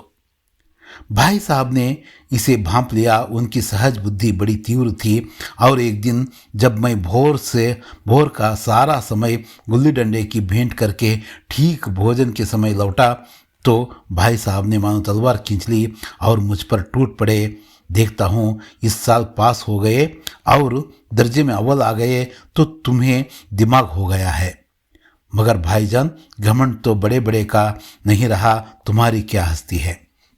ಈಗೇನು ಅಣ್ಣ ಏನು ಹೇಳ್ತಾ ಇಲ್ಲ ಅಂತೇಳ್ಬಿಟ್ಟು ಈತ ಯಾವಾಗ ಹೆಚ್ಚು ಓಟಗಳಲ್ಲಿ ಭಾಗವಹಿಸೋದಕ್ಕೆ ಶುರು ಮಾಡಿದ್ನೋ, ಈ ತಮ್ಮನ ಈ ಒಂದು ನಡವಳಿಕೆ ಅಣ್ಣನಿಗೆ ಗೊತ್ತಾಯಿತು. ಅವರ ಸಹಜ ಬುದ್ಧಿ ತೀವ್ರವಾಗಿತ್ತು, ಅಂದರೆ ತುಂಬ ಶಾರ್ಪ್ ಆಗಿದ್ದರು ಅವರು. ಯಾವಾಗ ಒಂದು ದಿನ ಏನಾಯಿತು, ಇಡೀ ಸಮಯವನ್ನು ಈ ಒಂದು ಗುಲ್ಲಿ ದಂಡ ಅಂದರೆ ಏನು, ಈ ಚಿನ್ನಿಕೋಲು ಆಡಿಬಿಟ್ಟು ಅದಕ್ಕೆ ಆ ಸಮಯವನ್ನು ಮೀಸಲಿಟ್ಟು ಯಾವಾಗ ವಾಪಸ್ಸು ಊಟದ ಟೈಮಿಗೆ ವಾಪಸ್ ಆಗ್ತಾರೋ ಆಗ ಅಣ್ಣ ಮಾನು ತಲ್ವಾರ್ ಕಿಸ್ಲಿ ಅಂದರೆ ರೆಡಿ ಆಗಿಬಿಟ್ರು. ಅವರು ಯುದ್ಧಕ್ಕೆ ರೆಡಿ ಆದರು, ಅಂದರೆ ತಲ್ವಾರ್ ಅಂದರೆ ಕತ್ತಿಯನ್ನು ಇದು ಮಾಡಿ ರೆಡಿ ಆದರು ಅಂತ. ಅಂದರೆ ಇದನ್ನ ಮೇಲೆ ಯಾವ ರೀತಿ ಎಲ್ಲ ಸಿದ್ಧತೆಯನ್ನು ಮಾಡ್ಕೊಂಡು ಅವ್ರ ಮೇಲೆ ಬಿದ್ದರು. ಯಾವ ರೀತಿ ಈ ವರ್ಷ ನೀನು ಪಾಸಾಗಿಬಿಟ್ರೆ ಮುಗೀತಾ, ಈ ವರ್ಷ ನೀನು ಕ್ಲಾಸಿಗೆ ಫಸ್ಟ್ ಬಂದರೆ ಅವ್ವಲ್ಲ ಅಂದರೆ ಫಸ್ಟ್ ಬಂದರೆ ಮುಗೀತಾ, ನಿನಗೊಂದು ಸ್ವಲ್ಪ ದಿಮಾಗ್ ಜಾಸ್ತಿ ಆಗಿದೆ, ನಿನಗೆ ಜಂಬ ಬಂದಿದೆ. ಆದರೆ ತಮ್ಮ ನೋಡು, ಈ ರೀತಿ ಜಂಬ ಪಡ್ತಕ್ಕಂಥದ್ದು, ಒಂಥರ ಗರ್ವ ಪಡ್ತಕ್ಕಂಥದ್ದು, ದೊಡ್ಡವರು ಸಹ ಈ ಥರ ಗರ್ವಪಟ್ಟು ಸೋತೋಗಿದ್ದಾರೆ, ಜಂಬ ಪಟ್ಟರೆಲ್ಲ ಮಣ್ಣಾಗಿದ್ದಾರೆ, ನೀನೇನು ದೊಡ್ಡ ಅಂತ ಶುರು ಮಾಡಿದರು ಮಾತನ್ನು. इतिहास में रावण का हाल तो पढ़ा ही होगा. उसके चरित्र से तुमने कौन सा उपदेश लिया या यूं ही पढ़ लिया. महज इम्तिहान पास कर लेना कोई चीज़ नहीं, असल चीज़ है. ಅಂದರೆ ಏನು ಹೇಳೋದಕ್ಕೆ ಹೊರಟಿದ್ದಾರೆ ಅಂದರೆ, ಉದಾಹರಣೆ ಈ ಜಂಬಕ್ಕೆ ಗರ್ವಕ್ಕೆ ಉದಾಹರಣೆ ರಾವಣನಿಗೆ ಕೊಡ್ತಾ, ರಾವಣನ ಚರಿತ್ರೆ ಗೊತ್ತಿಲ್ವಾ ನಿನಗೆ, ಆತನ ಏನಾಯಿತು ಅಂತಕ್ಕಂಥ ಒಂದು ಇತಿಹಾಸ ನಿನಗೆ ತಿಳಿದಿಲ್ವಾ, ಅಂತ ಉಪದೇಶ, ಆ ಏನು ಉಪದೇಶವನ್ನು, ಏನು ಒಂದು ಮಾತನ್ನು ಕಲ್ತಿದೆಯಾ ಆ ಒಂದು ರಾವಣನ ಇತಿಹಾಸದಿಂದ, ಏನು ಸುಮ್ಮನೆ ಓದ್ಕೊಂಡಿದೆಯಾ ನೀನಷ್ಟೇ, ಒಂದು ಎಕ್ಸಾಮ್ನ ನೀನು ಪಾಸ್ ಮಾಡ್ಕೊಂಡ್ರೆ ಏನೂ ಅಲ್ಲ. ಅದು ನಿಜವಾದ ವಸ್ತು ಯಾವುದಂದರೆ, ನಿಜವಾದ ವಿಷಯ ಏನಪ್ಪ ಅಂದರೆ ಬುದ್ಧಿ ಕಾ ವಿಕಾಸ, ಅಂದರೆ ಬುದ್ಧಿಯ ವಿಕಾಸ ಆಗ್ತಕ್ಕಂಥದ್ದೇ ನಿಜವಾದ ಓದು. ಜೋ ಕುಚ್ ಪढ़ो उसका अभिप्राय समझो. रावण भूमंडल का स्वामी था, ऐसे राजाओं को चक्रवर्ती कहते हैं. आजकल अंग्रेज़ों के राज्य का विस्तार बहुत बड़ा हुआ है, पर उन्हें चक्रवर्ती नहीं कह सकते. संसार में अनेक राष्ट्र अंग्रेज़ों के आधिपत्य स्वीकार नहीं करते, बिल्कुल स्वाधीन है. ಅಂದರೆ ಏನು ಹೇಳ್ತಿದ್ದಾನೆ, ಆತ ಬರೀ ರಾಜ ಆಗಿರಲಿಲ್ಲ, ಒಂಥರ ಚಕ್ರವರ್ತಿ ಆಗಿದ್ದ, ಈ ಭೂಮಂಡಲಕ್ಕೆ ಸ್ವಾಮಿ ಆಗಿದ್ದ. ಅಂದರೆ ಓದ್ತಕ್ಕಂಥದ್ದು ನಿಜವಾದ ಅರ್ಥ ಅಂದರೆ ನಮ್ಮ ವ್ಯಕ್ತಿತ್ವದಲ್ಲಿ ಬದಲಾವಣೆ ಆಗಬೇಕು, ಮತ್ತು ನಾವೇನು ಓದ್ತಿದೆಯೋ ಅದರ ಅರ್ಥವನ್ನು ನಾವು ತಿಳಿದು ಮುಂದಕ್ಕೆ ಸಾಗಬೇಕು, ಅದನ್ನು ಜೀವನದಲ್ಲಿ ಅಳವಡಿಸ್ಕೋಬೇಕು. ಇವತ್ತು ಅಂದರೆ ಇದು ಆಂಗ್ಲರ ಕಾಲದಲ್ಲಿ ಬರೆದಿರ್ತಕ್ಕಂಥ ಕಥೆ ಆಗಿರೋದ್ರಿಂದ ಆಂಗ್ಲರ ಸಾಮ್ರಾಜ್ಯ ತುಂಬ ವಿಸ್ತಾರವಾಗಿದೆ. ಆದರೂ ಅವ್ರಿಗೂ ಕೂಡ ಚಕ್ರವರ್ತಿ ಅನ್ನಲ್ಲ, ಆದರೆ ರಾವಣನಿಗೆ ಚಕ್ರವರ್ತಿ ಅಂತ ಕರೀತಾರೆ. रावण चक्रवर्ती राजा था, संसार के सभी महीप उसे कर देते थे, बड़े बड़े देवता उसकी गुलामी करते थे, आग और पानी के देवता भी उसके दास थे. मगर उसका अंत क्या हुआ? घमंड ने उसका नाम निशान तक मिटा दिया. कोई उसे एक चुल्लू पानी देने वाला भी ना बचा. आदमी और जो कुकर्म चाहे करो पर अभिमान ना करे. इतना ही नहीं, अभिमान किया और दीन दुनिया दोनों से गया. ಈಗ ಉದಾಹರಣೆಯನ್ನು ಮುಂದುವರಿಸ್ತಾ, ರಾವಣನ ಒಂದು ಉದಾಹರಣೆಯನ್ನು ಮುಂದುವರಿಸ್ತಾ ಅಣ್ಣ ಹೇಳ್ತಿದ್ದಾನೆ, ನೋಡು, ಆತ ಚಕ್ರವರ್ತಿ ರಾಜನಾಗಿದ್ದ. ಯಾರು? ರಾವಣ.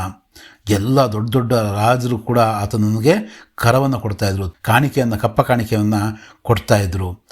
ದೊಡ್ಡ ದೊಡ್ಡ ದೇವತೆಗಳು ಕೂಡ ಆತನ ಗುಲಾಮಿಯನ್ನು ಮಾಡ್ತಾಯಿದ್ರು, ಗುಲಾಮಗಿರಿಯನ್ನು ಮಾಡ್ತಾಯಿದ್ವು. ಅಂದರೆ ಆ ದೇವತೆಗಳು ಆತನಲ್ಲಿ ಇದ್ದರು. ಇಲ್ಲಿ ಅಗ್ನಿದೇವ ಮತ್ತು ವರುಣದೇವನ ಬಗ್ಗೆ ಹೇಳ್ತಾ ಅವರು ಕೂಡ ಆತನ ದಾಸರಾಗಿದ್ದರು. ಅಂದರೆ ಇಷ್ಟೆಲ್ಲ ಇದ್ದರೂ ಕೂಡ ಆತನ ಅಂತ್ಯ ಹೇಗಾಯಿತು? ಅಂತ್ಯ ಮುಖ್ಯ, ದ ಎಂಡ್ ಅಂತ ಬೀಳುತ್ತಲ್ಲ, ಅದು ಮುಖ್ಯ. ಕೊನೆ ಹೇಗಾಯಿತು? ಆತನ ಒಂದು ಜಂಬ, ಆತನ ಒಂದು ಗರ್ವ ಅದೇನಾಯಿತು? ಆತನನ್ನು ಸಂಪೂರ್ಣವಾಗಿ ಅಳಿಸಿ ಹೋಗೋದರ ಮಾಡಿದ್ವು. ಕೊನೆಗೆ ಆತನಿಗೆ ಸ್ವಲ್ಪ ನೀರು ಕೂಡ ಸಿಗಲಿಲ್ಲ. ಅಂದರೆ ಮನುಷ್ಯ ಎಷ್ಟೇ ಕೆಟ್ಟ ಕೆಲಸ ಮಾಡಿದರೂ ನಡೆಯುತ್ತೆ. ಯಾರ ಪ್ರಕಾರ? ಲೇಖಕರ ಅಣ್ಣನ ಪ್ರಕಾರ ಹೇಳ್ತಾ ಇರೋದು. ಆದರೆ ಜಂಬ ಮಾಡಬಾರ್ದು. ಏನಂತಾರೆ, ಭಾಳ ನನ್ನ ಬಗ್ಗೆ ನಾನು ಅಂತಕ್ಕಂಥ ಒಂದು ಮಾತು ಇರಬಾರ್ದು. ನಾನೇ ಎಲ್ಲ ಅಂತಕ್ಕಂಥ ಒಂದು ಅಭಿಮಾನ ಮಾಡಿದವರು ಈ ಪ್ರಪಂಚದಿಂದನೂ ಕೂಡ ಹಾಳಾಗ್ತಾರೆ. ಮತ್ತು ದೀನ್ ಅಂದರೆ ಈ ಒಂದು ಏನು ಪಾಪ ಪುಣ್ಯ ಏನು ವಿಚಾರ ಅಂತ ಹೇಳ್ತಾರೋ ಅದರಿಂದನೂ ಕೂಡ ಅವರು ಕೈ ತೊಳಿಬೇಕಾಗುತ್ತೆ. ಅಂದರೆ ಇಲ್ಲೂ ಮತ್ತು ಪರಲೋಕದಲ್ಲೂ ಎರಡರಲ್ಲೂ ಕೂಡ ಅವರು ಅವಕಾಶಗಳಿಂದ ವಂಚಿತರಾಗ್ತಾರೆ ಅನ್ನೋ ಮಾತನ್ನು ಅಣ್ಣ ತಮ್ಮನಿಗೆ ಹೇಳ್ತಾ ಹೋದ. शैतान का हाल भी पढ़ा ही होगा. उसे यह अभिमान हुआ था कि ईश्वर का उससे बढ़कर सच्चा भक्त कोई है ही नहीं.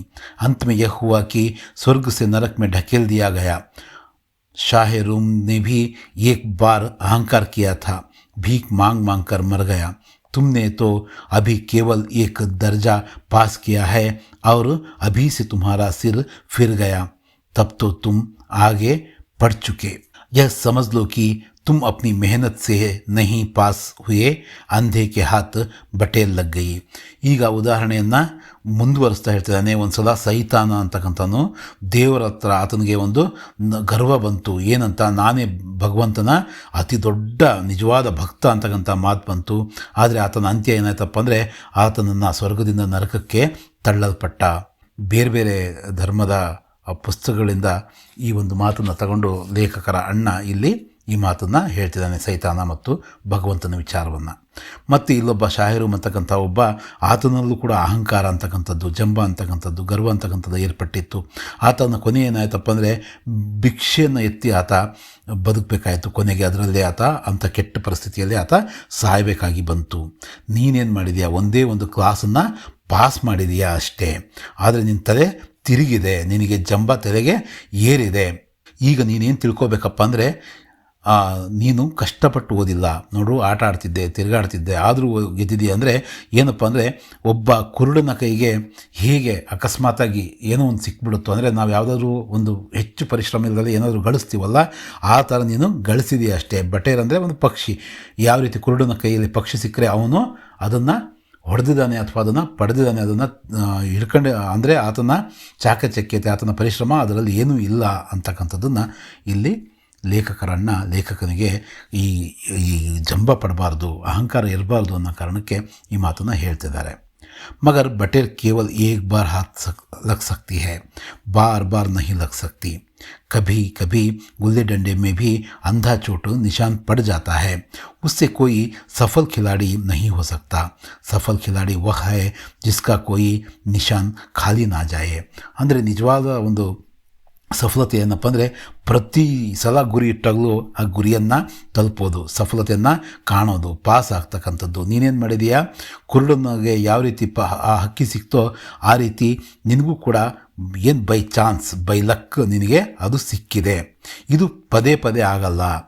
ಈ ಲಕ್ ಫ್ಯಾಕ್ಟ್ರ್ ಏನಾಗುತ್ತೆ, ಯಾವಾಗಲೂ ಒಂದು ಸಲ ಆಗುತ್ತೆ, ಒಂದು ಸಲ ಕೈ ಹಿಡಿಯುತ್ತೆ, ಪ್ರತಿ ಸಲನೂ ಅದು ಕೈ ಹಿಡಿಯಲ್ಲ. ಈಗ ಯಾವುದಾದ್ರೂ ಆಟದಲ್ಲೂ ಕೂಡ ಈ ಚಿನ್ನಿ ದಂಡು ಅಂತ ಹೇಳಿದ್ವಲ್ಲ, ಅದರಲ್ಲೂ ಕೂಡ ಏನಾಗುತ್ತೆ, ಒಂದೊಂದು ಸಲ ನಾವು ಕರೆಕ್ಟಾಗಿ ನಾವು ಅಂದ್ಕೊಂಡಿರ್ತಕ್ಕಂಥ ಗೋಲನ್ನು ಮುಟ್ಟೋದಕ್ಕೆ ಸಾಧ್ಯ, ಆದರೆ ಇದನ್ನು ಸಫಲತೆ ಅಂತ ಕರೆಯಲ್ಲ. ಯಾರು ಸಫಲ ಒಂದು ಆಟಗಾರ ಅಂದರೆ, ಕಿಲಾಡಿ ಅಂದರೆ ಆಟಗಾರ, ಪ್ಲೇಯರ್, ಯಾರು ನಿಜವಾದ ಪ್ಲೇಯರಪ್ಪ ಅಂದರೆ ಅವನ ಪ್ರತಿ ಗುರಿ ಕೂಡ ಗುರಿಯನ್ನು ಮುಟ್ಟಬೇಕು, ಅವನು ದೃಷ್ಟಿ ನೆಟ್ಟಿರೋ ಕಡೆ ಅವನು ಸಫಲತೆಯನ್ನು ಕಾಣಬೇಕು ಅಂತಕ್ಕಂಥ ಮಾತನ್ನು ಲೇಖಕರಿಗೆ ಅವರನ್ನು ತಿಳಿಸ್ತಾ ಇರೋದು. ನೀನು ಒಂದು ಕ್ಲಾಸ್ ಪಾಸಾಗಿ ಇಷ್ಟು ಜಂಬ ಪಡ್ತಕ್ಕಂಥದ್ದು ಅದು ತರವಲ್ಲ ಅಂತ. ಮೇರೆ ಫೇಲ್ ಹೋನೆ ಪರ್ ಮತ್ ಜಾವೋ, मेरे दर्जे में आओगे तो दांतों पसीना आएगा. जब अलजबरा और ज्योमेट्री के लोहे के चने चबाने पड़ेंगे और इंग्लिस्तान का इतिहास पढ़ना पड़ेगा. बादशाहों के नाम याद रखना आसान नहीं. ಈಗ ನೀನೇನು ಈ ಕ್ಲಾಸ್ನ ಪಾಸ್ ಮಾಡಿದೀಯಾ, ನನ್ನ ಒಂದು ಫೇಲ್ ಆಗಿದೆಯಾ ಅಂತ ನೀನು ಫೇಲಾಗಿ ನನಗೆ ಹೇಳ್ತಿದೆಯಾ ಬುದ್ಧಿವಾದ ಅಂತ ನೀನು ತಿಳ್ಕೊಬೇಡ. ನನ್ನ ಕ್ಲಾಸಿಗೆ ನೀನು ಬರ್ತೀಯಲ್ಲ, ಅವಾಗ ನಿನಗೆ ಗೊತ್ತಾಗುತ್ತೆ. ದಾಂತು ಪಸಿನ ಆಜಾಗ ಅಂದರೆ ತುಂಬ ಕಷ್ಟಪಡಬೇಕಾಗುತ್ತೆ ಅವಾಗ. ಆ ಆಲ್ಜಿಬ್ರಾ ಮತ್ತು ಜಾಮಿಟ್ರಿ ಇದು ಒಂಥರ ಕಬ್ಬಿಣದ ಕಡಲೆ ಇದ್ದ ಹಾಗೆ. ನಿಜ ಹೇಳ್ಬೇಕಂದ್ರೆ ಕಬ್ಬಿಣದ ಕಡಲೆ ಅಲ್ಲ, ಅಣ್ಣ ಹೇಳ್ತಿದ್ದಾನೆ ಅಷ್ಟೇ, ಕಬ್ಬಿಣದ ಕಡಲೆ ಇದ್ದ ಹಾಗೆ. ಮತ್ತು ಈ ಇಂಗ್ಲೆಂಡ್ನ ಇತಿಹಾಸವನ್ನು ಓದಬೇಕಾಗಿತ್ತು ಅವಾಗ. ಯಾಕಂದರೆ ಆಂಗ್ಲರ ಹತ್ರ ನಾವು ಇನ್ನೂ ಸ್ವಾತಂತ್ರ್ಯವನ್ನು ಪಡ್ಕೊಂಡಿರಲಿಲ್ಲ ಆಗ. ಹಾಗಾಗಿ ಅವರ ಇತಿಹಾಸನ ಓದಬೇಕಾಗಿತ್ತು. ಆ ರಾಜರ ಬಾದಶಾಹ ಅಂದರೆ ಆ ರಾಜರ ಹೆಸರುಗಳನ್ನು ನೆನಪಿಟ್ಕೊಳ್ತಕ್ಕಂಥದ್ದು ಭಾಳ ಕಷ್ಟ ಸಾಧ್ಯ, ಈಸಿ ಅಲ್ಲ ಅಂತಕ್ಕಂಥ ಮಾತನ್ನು ಅಣ್ಣ ಹೇಳ್ತಾ ಇದ್ದಾನೆ. ನಾನು ಯಾಕೆ ಫೇಲ್ ಆದೆ ಅಂತಕ್ಕಂಥದ್ದಕ್ಕೆ ಇಲ್ಲಿ ಈ ಒಂದು ಎಕ್ಸ್ಪ್ಲನೇಷನ್ ಕೊಡ್ತಾ ಇರೋದು. ಆठ आठ हेनरी हो गुजरे हैं, कौन सा कांड किस हेनरी के समय में हुआ और यह याद कर लेना आसान समझते हो. हेनरी 7वें की जगह हेनरी 8वां लिखा और सब ನಂಬರ್ ಗಾಯಬ್. ಹೆನ್ರಿ ನಂಬರ್ 1, ಹೆನ್ರಿ ನಂಬರ್ 2 ಅಂತ ಈ ಥರ 8 ಜನ ಆಗಿದ್ದಾರೆ. ಆದರೆ ಯಾವ ಕಾಂಡ ಅಂದರೆ ಯಾವ ಕೆಲಸ, ಯಾವ ಒಂದು ಕೃತ್ಯ ಯಾರು ಮಾಡಿದ್ರು ಅನ್ನೋದು ಯಾರಿಗೆ ಗೊತ್ತು? ಯಾವ್ಯಾವುದನ್ನು ಅಂತ ನೀನು ನೆನ್ಪಿಟ್ಕೊಂತೀಯ. 7ನೇ ಹೆನ್ರಿ ಮಾಡ್ದ ಅಂತ ನೀನು ಬರೆದಿರ್ತೀಯ, ಆದರೆ ಅದು 8ನೇ ಹೆನ್ರಿ ಆಗಿದ್ರೆ, ಅಥವಾ 8ನೇ ಹೆನ್ರಿಯ ಜಾಗದಲ್ಲಿ ನೀನು 7ನೇ ಹೆನ್ರಿ ಅಂತ ನೀನು ಬರೆದ್ರೆ ಆ ನಿನ್ನ ಒಂದು ನಂಬರ್ಗಳು ಏನು ಮಾರ್ಕ್ಸ್ ಏನಿದಾವೋ ಅವು ಕಣ್ಮರೆ ಆಗ್ತವೆ. ಅಂದರೆ ನಿನಗೆ ಮಾರ್ಕ್ಸ್ ಸಿಗಲ್ಲ. ಸಫಾ ಚಟ್ सिफर भी ना मिलेगा, सिफर भी हो किस ख्याल में. दर्जनों तो जेम्स हुए, दर्जनों विलियम, कोड़ियों चार्ल्स.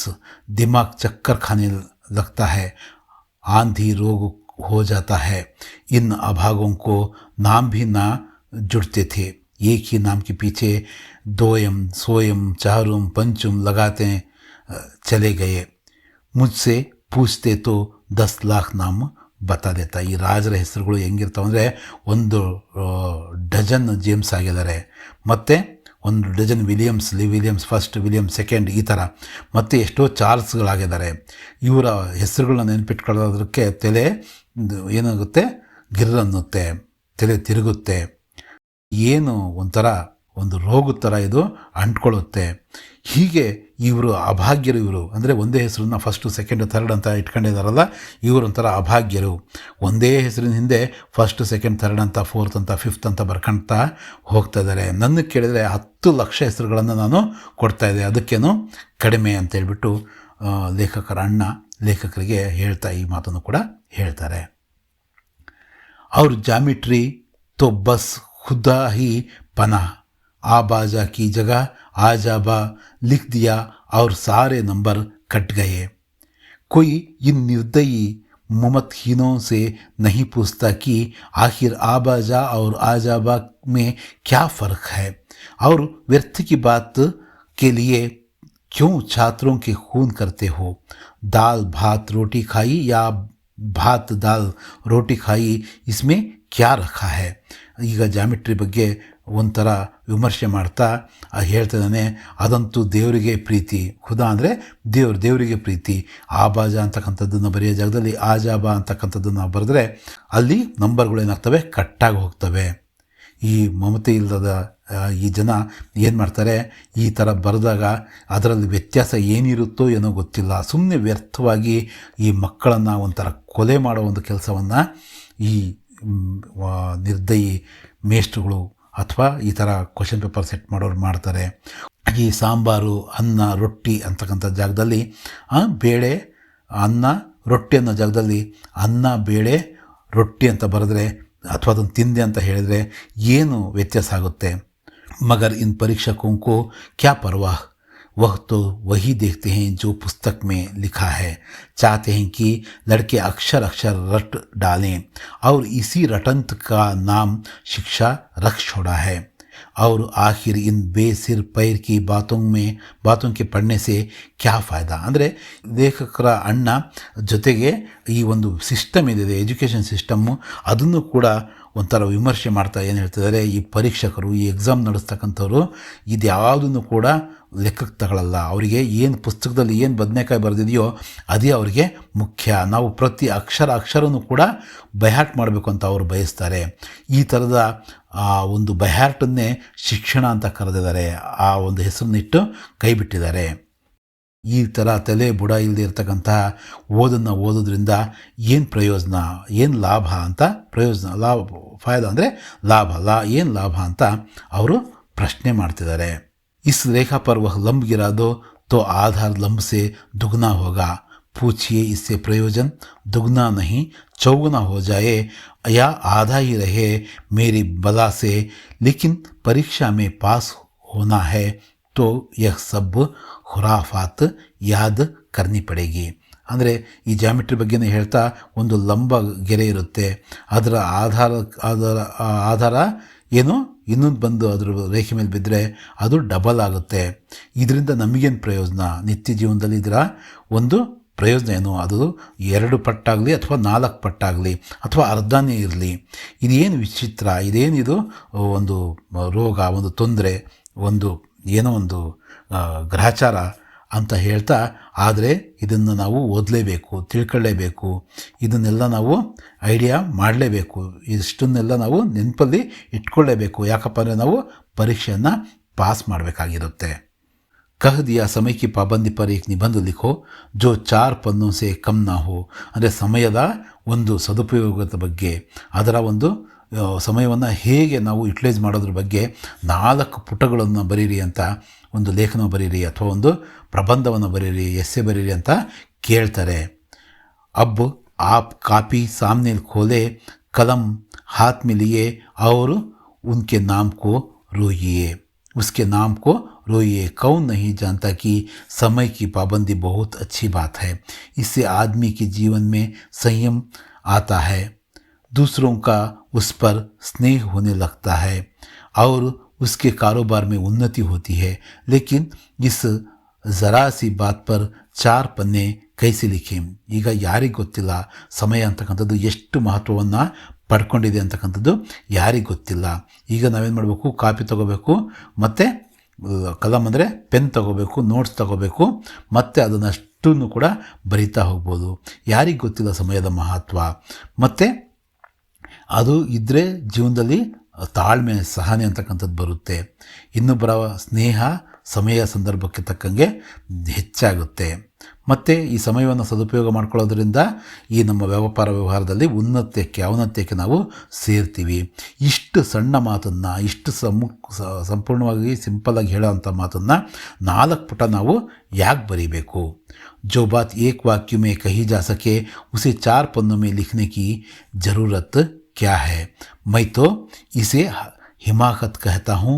यह तो समय की किफ़ायत नहीं बल्कि उसका दुरुपयोग है कि व्यर्थ में किसी बात को ठूस दिया जाए।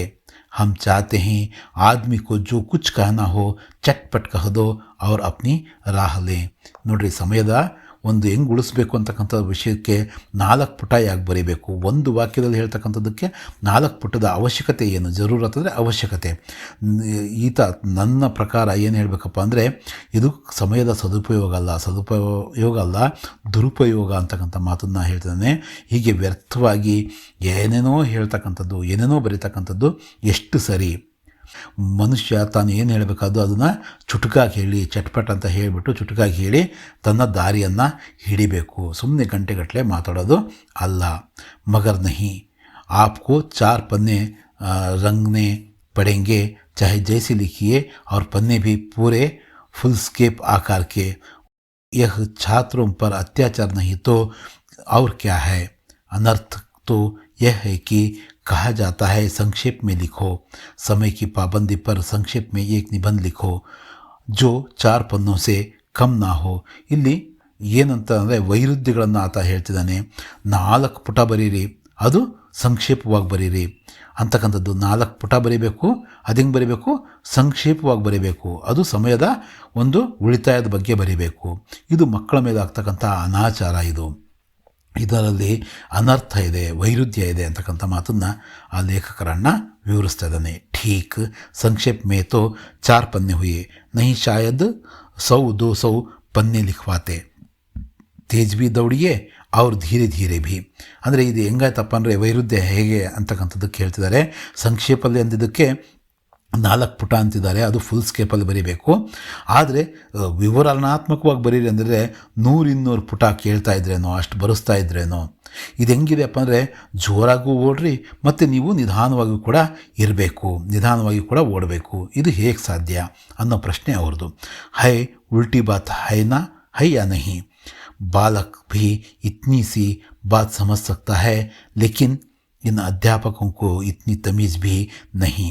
उस पर दावा है कि हम अध्यापक हैं, मेरे दर्जे में आओगे लाला तो ये सारे पापड़ बेलने पड़ेंगे और तब आटे दाल का भाव मालूम होगा. इस दर्जे में अव्वल आ गए हो तो ಜಮೀನ್ ಪರ್ ಪಾವ್ ನಹಿ ರಖ್ತೆ.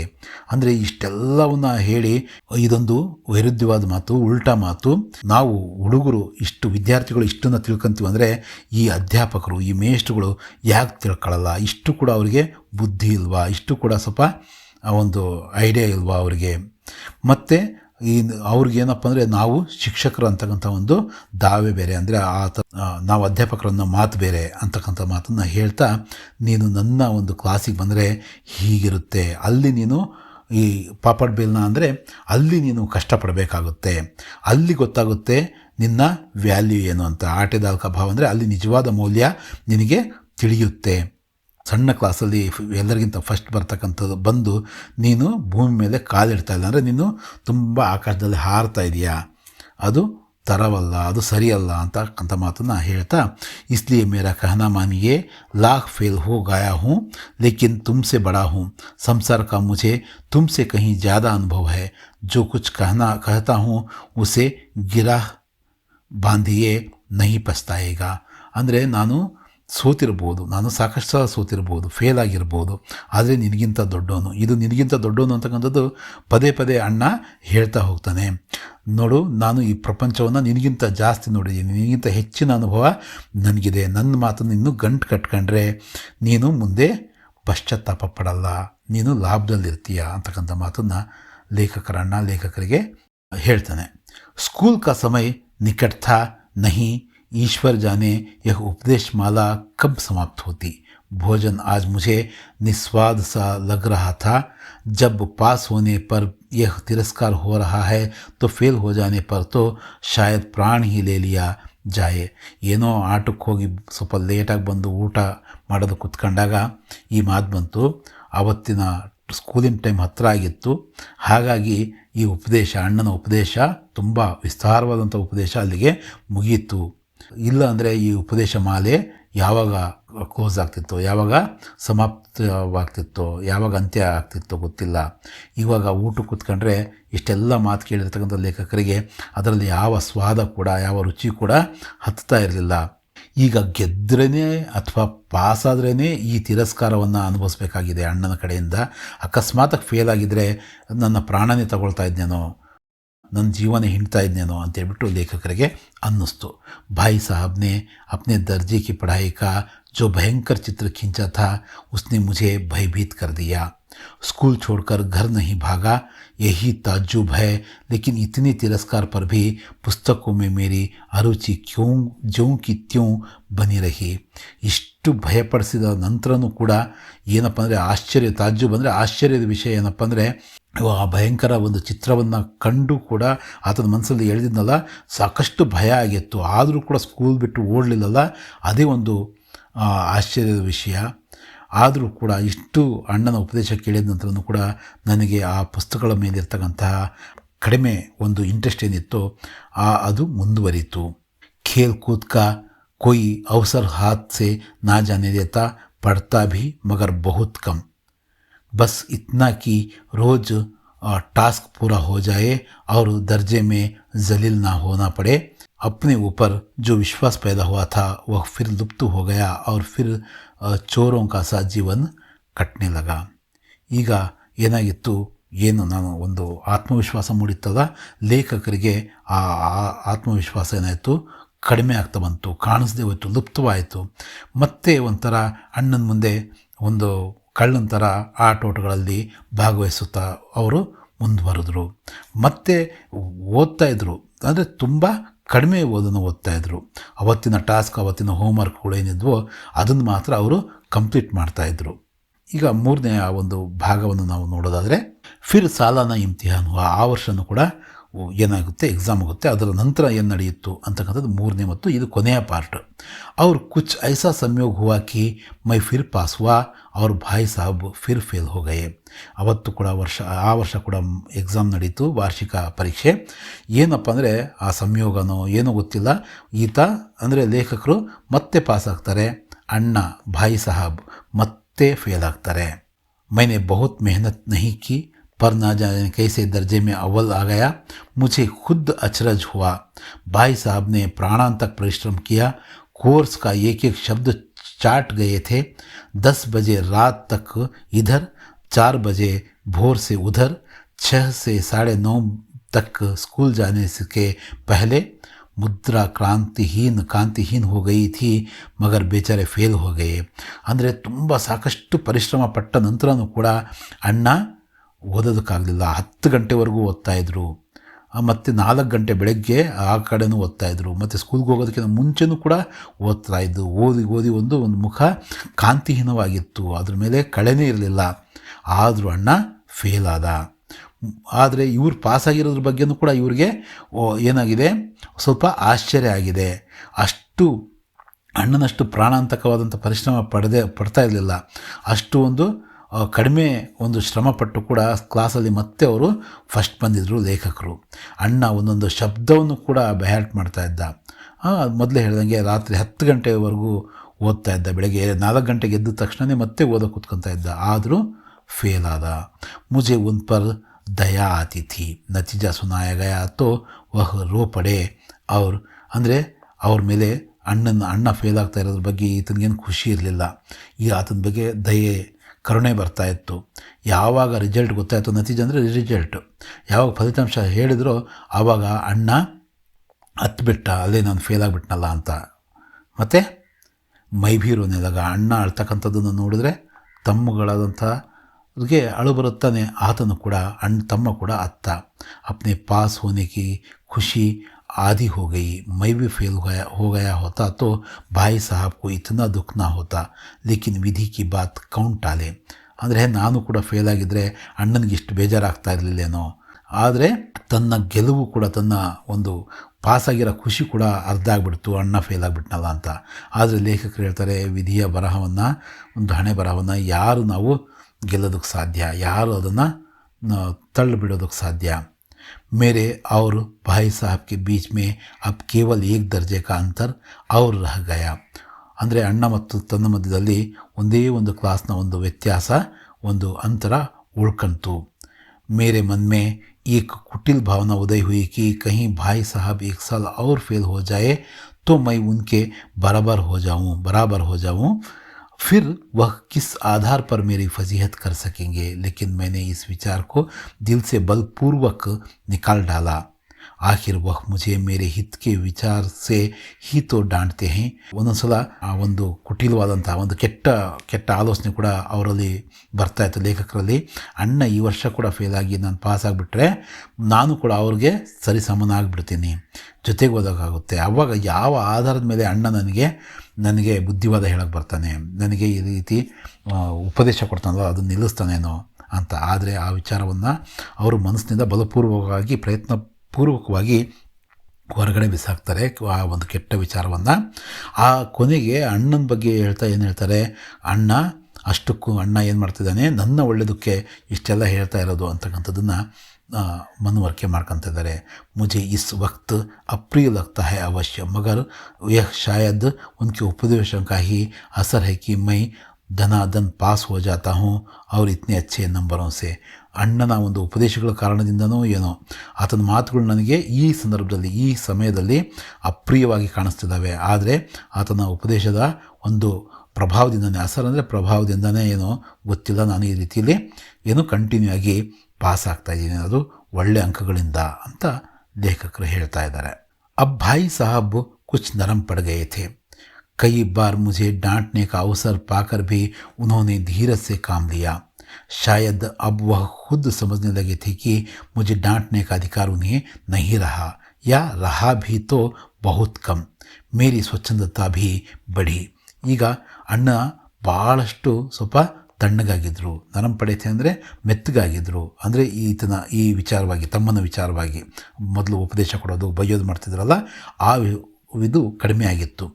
ಮತ್ತು ಇವ್ರಿಗೆ ಬೈಯುವಂತಹ ಹೆದರಿಸ್ತಕ್ಕಂತಹ ಒಂದು ಅವಕಾಶಗಳು ಸಿಕ್ಕರೂ ಕೂಡ, ಅಂದರೆ ಓಟಕ್ಕೆ ಹೋಗಿ ವಾಪಸ್ ಬಂದರೂ ಕೂಡ ಅವರು ಧೀರಸ್ಯ ಕಾಮ, ಅಂದರೆ ಧೈರ್ಯವಾಗಿ, ಅಂದರೆ ಸ್ವಲ್ಪ ನಿಧಾನಕ್ಕೆ ಸ್ಲೋ ಆಗಿ ಅವರು ರಿಯಾಕ್ಟ್ ಮಾಡ್ತಾಯಿದ್ರು. ಮೊದಲಂಗೆ ಅಷ್ಟು ಗಂಭೀರವಾಗಿ ತಗೊಳ್ತಾ ಇರಲಿಲ್ಲ. ಅವರು ಕೂಡ ಏನಪ್ಪ ಅಂದರೆ ನನಗೆ ಅಧಿಕಾರ ಇಲ್ಲವೇನೋ, ನಾನು ಫೇಲ್ ಆಗ್ತಾಯಿದ್ದೀನಿ, ಅವ್ನು ಪಾಸ್ ಆಗ್ತಿದ್ದಾನೆ, ನಾನು ಪದೇ ಹೇಳೋದು ತಪ್ಪೇನೋ ಅಂತ ಅವ್ರು ಅಂದ್ಕೊಂಡಿರ್ಬೋದು, ಅಥವಾ ಆ ರೀತಿಯ ಅಧಿಕಾರ ಕಡಿಮೆ ಆಗಿದೆ ಅಂತಲೂ ಕೂಡ ಅವರು ಭಾವಿಸಿರ್ಬೋದು.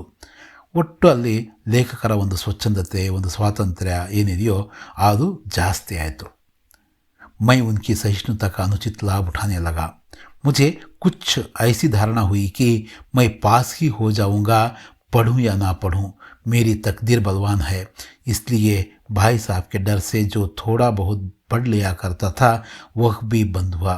ಇಲ್ಲಿ ನೋಡ್ರಿ, ಹೇಳೋದು ನಮ್ಮ ಬುದ್ಧಿವಾದ ನಮ್ಮ ಒಳ್ಳೆಯದಕ್ಕೆ. ಆದರೆ ಈಗ ಅಣ್ಣನ ಒಂದು ಸಹಿಷ್ಣುತೆಯ ಅನುಚಿತ ಲಾಭವನ್ನು ಈ ತಮ್ಮ, ಅಂದರೆ ಲೇಖಕರು ಪಡ್ಕೊಳ್ಳೋಕೆ ಶುರು ಮಾಡಿದರು. ಅವ್ರಿಗೆ ಹೆಂಗೆ ಅನ್ನಿಸ್ತಾ ಇತ್ತಪ್ಪ ಅಂದರೆ, ನಾನು ಈಗ ಓದಲಿ ಬಿಡಲಿ, ನಾನು ಪಾಸ್ ಆಗೇ ಆಗ್ತೀನಿ, ನನ್ನ ಭಾಗ್ಯ ಗಟ್ಟಿ, ನನ್ನ ಹಣೆ ಬರ ಚೆನ್ನಾಗಿದೆ ಅಂತ ಒಂದು ಪಾಸಿಟಿವ್ ವೈಬ್ಸ್ ಇದ್ವು. ಹಾಗಾಗಿ ಅಣ್ಣನ ಭಯಕ್ಕೆ ಸ್ವಲ್ಪ ಓದ್ತಾ ಇದ್ರೋ, ಅವತ್ತಿಂದ ಓದ್ತಾ ಇದ್ರೋ ಅದನ್ನು ಕೂಡ ಅವರು ಕಡಿಮೆ ಮಾಡಿಸಿದ್ರು ಅಥವಾ ನಿಲ್ಲಿಸಿದರು. मुझे कन कौवे उड़ाने का नया शौक़ पैदा हो गया था और अब सारा समय पतंगबाजी की ही भेंट होता था. फिर भी मैं भाई साहब का अदब करता था और उनकी नज़र बचाकर कनकव्वे उड़ाता था. ಕನ್ಕವ್ವೆ ಅಂದರೆ ಗಾಳಿಪಟಗಳನ್ನು ಆರಿಸ್ತಕ್ಕಂಥ ಒಂದು ಹೊಸ ಒಂದು ಶೋಕ್, ಅಂದರೆ ಒಂದು ಅಭ್ಯಾಸ ಸ್ಟಾರ್ಟ್ ಆಗಿತ್ತು, ಒಂದು ಪ್ಯಾಷನ್ ಸ್ಟಾರ್ಟ್ ಆಗಿತ್ತು ಇವ್ರಿಗೆ. ಮತ್ತು ಸಂಪೂರ್ಣ ಸಮಯ ಈ ಒಂದು ಗಾಳಿಪಟ ಪತಂಗಬಾಜಿ ಅಂತ ಕೊಟ್ಟಿದ್ದಾರೆ ನೋಡ್ರಿ, ಈ ಗಾಳಿಪಟ ಹಾರಿಸ್ತಕ್ಕಂಥ ಕೆಲಸಕ್ಕೆ ಎಲ್ಲವೂ ಮೀಸಲಿರ್ತಾ ಇತ್ತು. ಆದರೂ ಕೂಡ ಅಣ್ಣನ ಮೇಲೆ ಇರ್ತಕ್ಕಂಥ ಅದಬ್, ಅಂದರೆ ಗೌರವ ಕಡಿಮೆ ಇರಲಿಲ್ಲ. ಅವ್ರು ಗೌರವಿಸ್ತಾ ಇದ್ರು ಅಣ್ಣನಿಗೆ. ಮತ್ತು ಅವ್ರು ಕಾಣ್ದಂಗೆ ಅವರನ್ನು ಕದ್ದು ಮುಚ್ಚಿ ಈ ಆಟವನ್ನು ಅವರು ಆಡ್ತಾಯಿದ್ರು. मांझा देना, कान्ने बांधना, पतंग टूर्नामेंट की तैयारियां और समस्याएं सब गुप्त रूप से हल की जाती थी. मैं भाई साहब को यह संदेह ना करने देना चाहता था कि उनका सम्मान और लिहाज मेरी नज़रों में कम हो गया है. ಇವೇನು ಈ ಆಟಕ್ಕೋಸ್ಕರ ಅವಾಗ ಟೂರ್ನಮೆಂಟ್ಗಳು ಕೂಡ ನಡೀತಾ ಇದ್ವಂತೆ.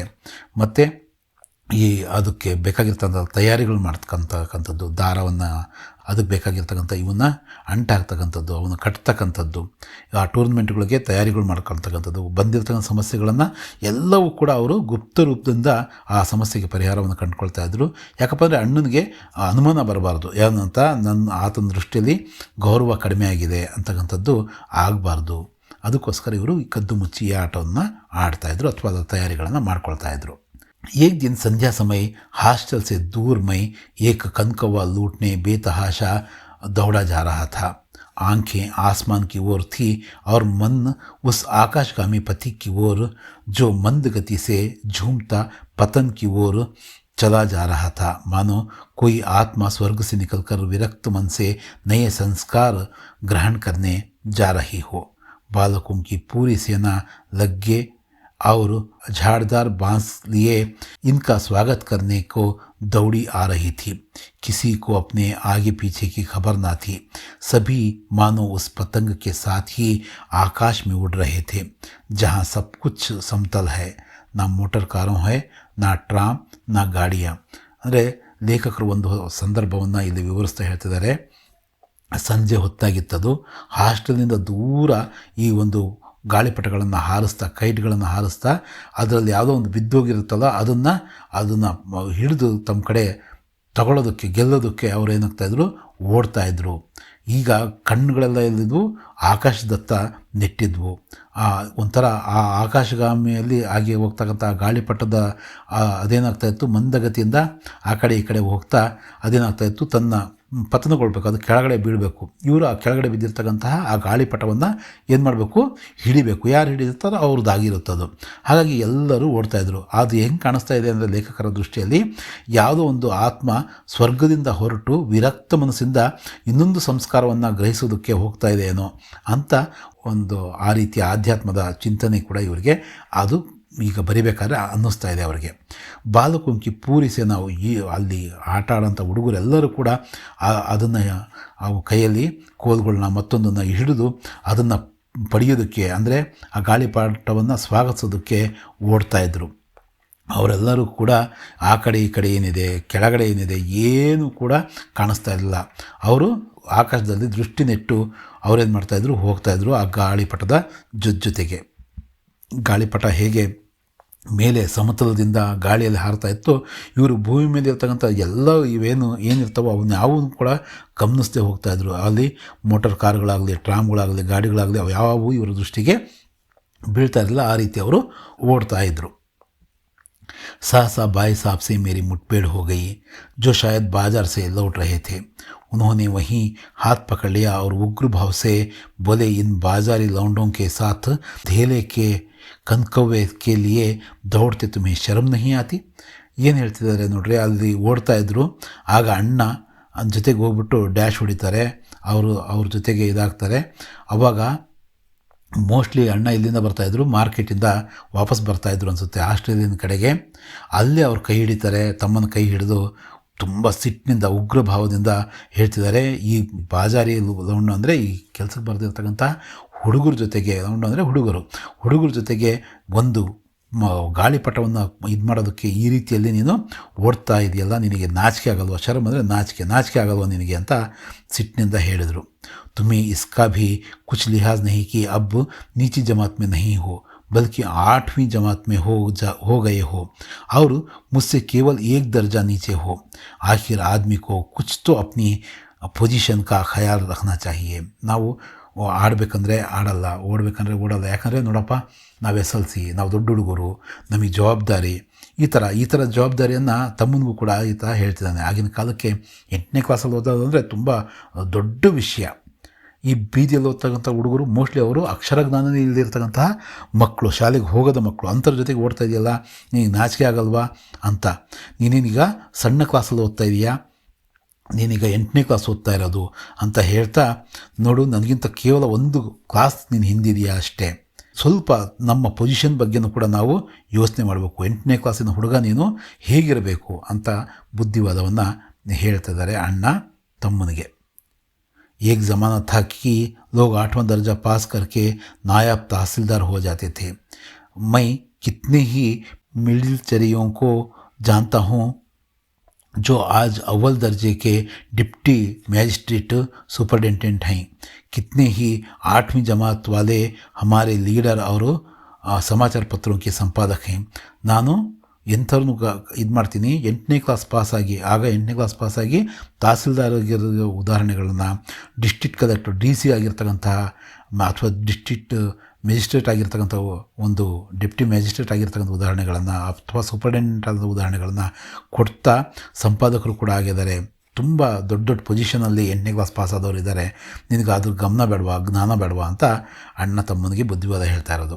ಬಡೆ ಬಡೆ ವಿದ್ವಾನ್ ಉನ್ಕಿ ಮಾತ್ ಹತಿ में काम करते हैं और तुम उसी 8वें दर्जे में आकर बाजारी लौंडों के साथ कंदकव्वे के लिए दौड़ रहे हो. ತುಂಬ ದೊಡ್ಡ ದೊಡ್ಡ ವಿದ್ವಾಂಸರು ಕೂಡ ಈ ಥರ ತಹಸೀಲ್ದಾರು ಮತ್ತು DC ಕೈ ಕೆಳಗಡೆ ಅವರ ಕಚೇರಿಯಲ್ಲಿ ಅವರ ಒಂದು ಅಧೀನಕ್ಕೊಳಪಟ್ಟು ಕೆಲಸ ಮಾಡ್ತಾರೆ. ನೀನು ನೋಡಿದರೆ ಇಂಥ ಹುಡುಗರ ಜೊತೆಗೆ ಓಡ್ತಾ ಇದೆಯಲ್ಲ, ನಿನಗೆ ನಿನ್ನ ಪೊಸಿಷನ್ನ ಗಮನ ಇಲ್ವಾ ಅಂತ ಅವರು ಅಣ್ಣ ಹೇಳ್ತಿದ್ದಾನೆ. ಮುझे तुम्हारी इस कम अक्ली पर दुख होता है.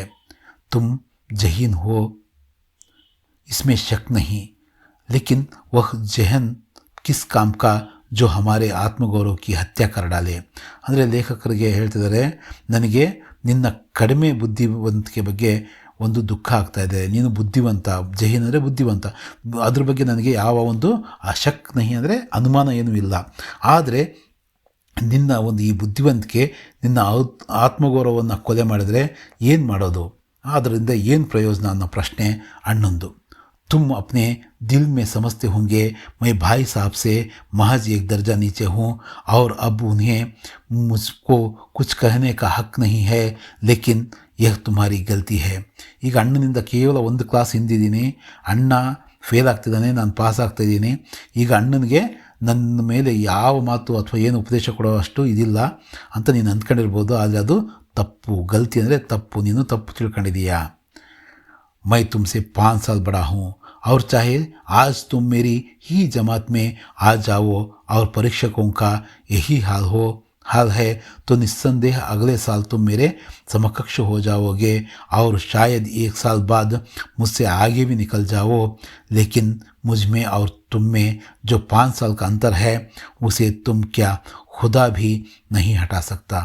ಅಂದರೆ ದೇವರೇ ಬಂದರೂ ಕೂಡ ನನ್ನ ಮತ್ತು ನಿನ್ನ ಮಧ್ಯದಲ್ಲಿ ಇರ್ತಕ್ಕಂಥ 5 ವರ್ಷಗಳ ಒಂದು ಅಂತರ ಏನಿದೆಯೋ ಅದನ್ನು ಅಳಿಸೋದಕ್ಕಾಗಲ್ಲ.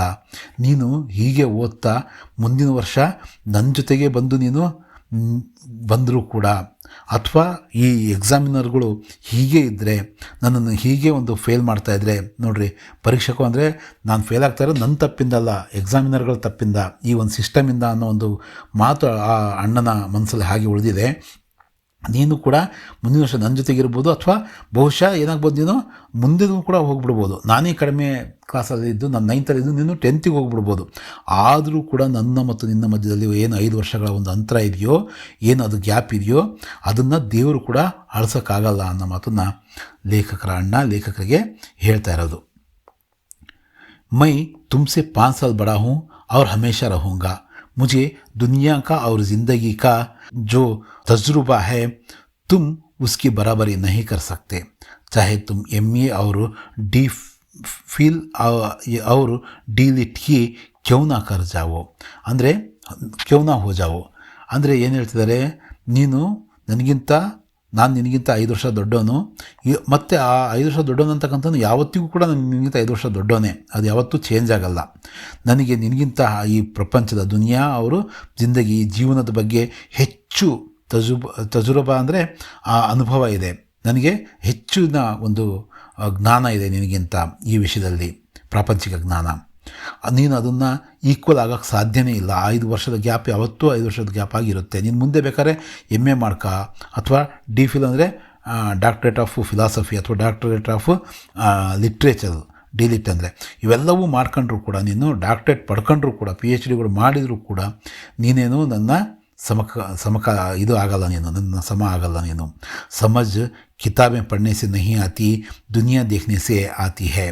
हमारी अम्मा ने कोई दर्जा नहीं पास किया और दादा भी शायद 5वीं 6वीं जमात के आगे नहीं गए, लेकिन हम दोनों चाहे सारी दुनिया की विद्या पढ़ लें, अम्मा और दादा को हमें ಸಮಸ್ತೆ ಅವರು ಸುಧಾರಣೆ ಕಾ ಅಧಿಕಾರ ಹಮೇಶಾ रहेगा.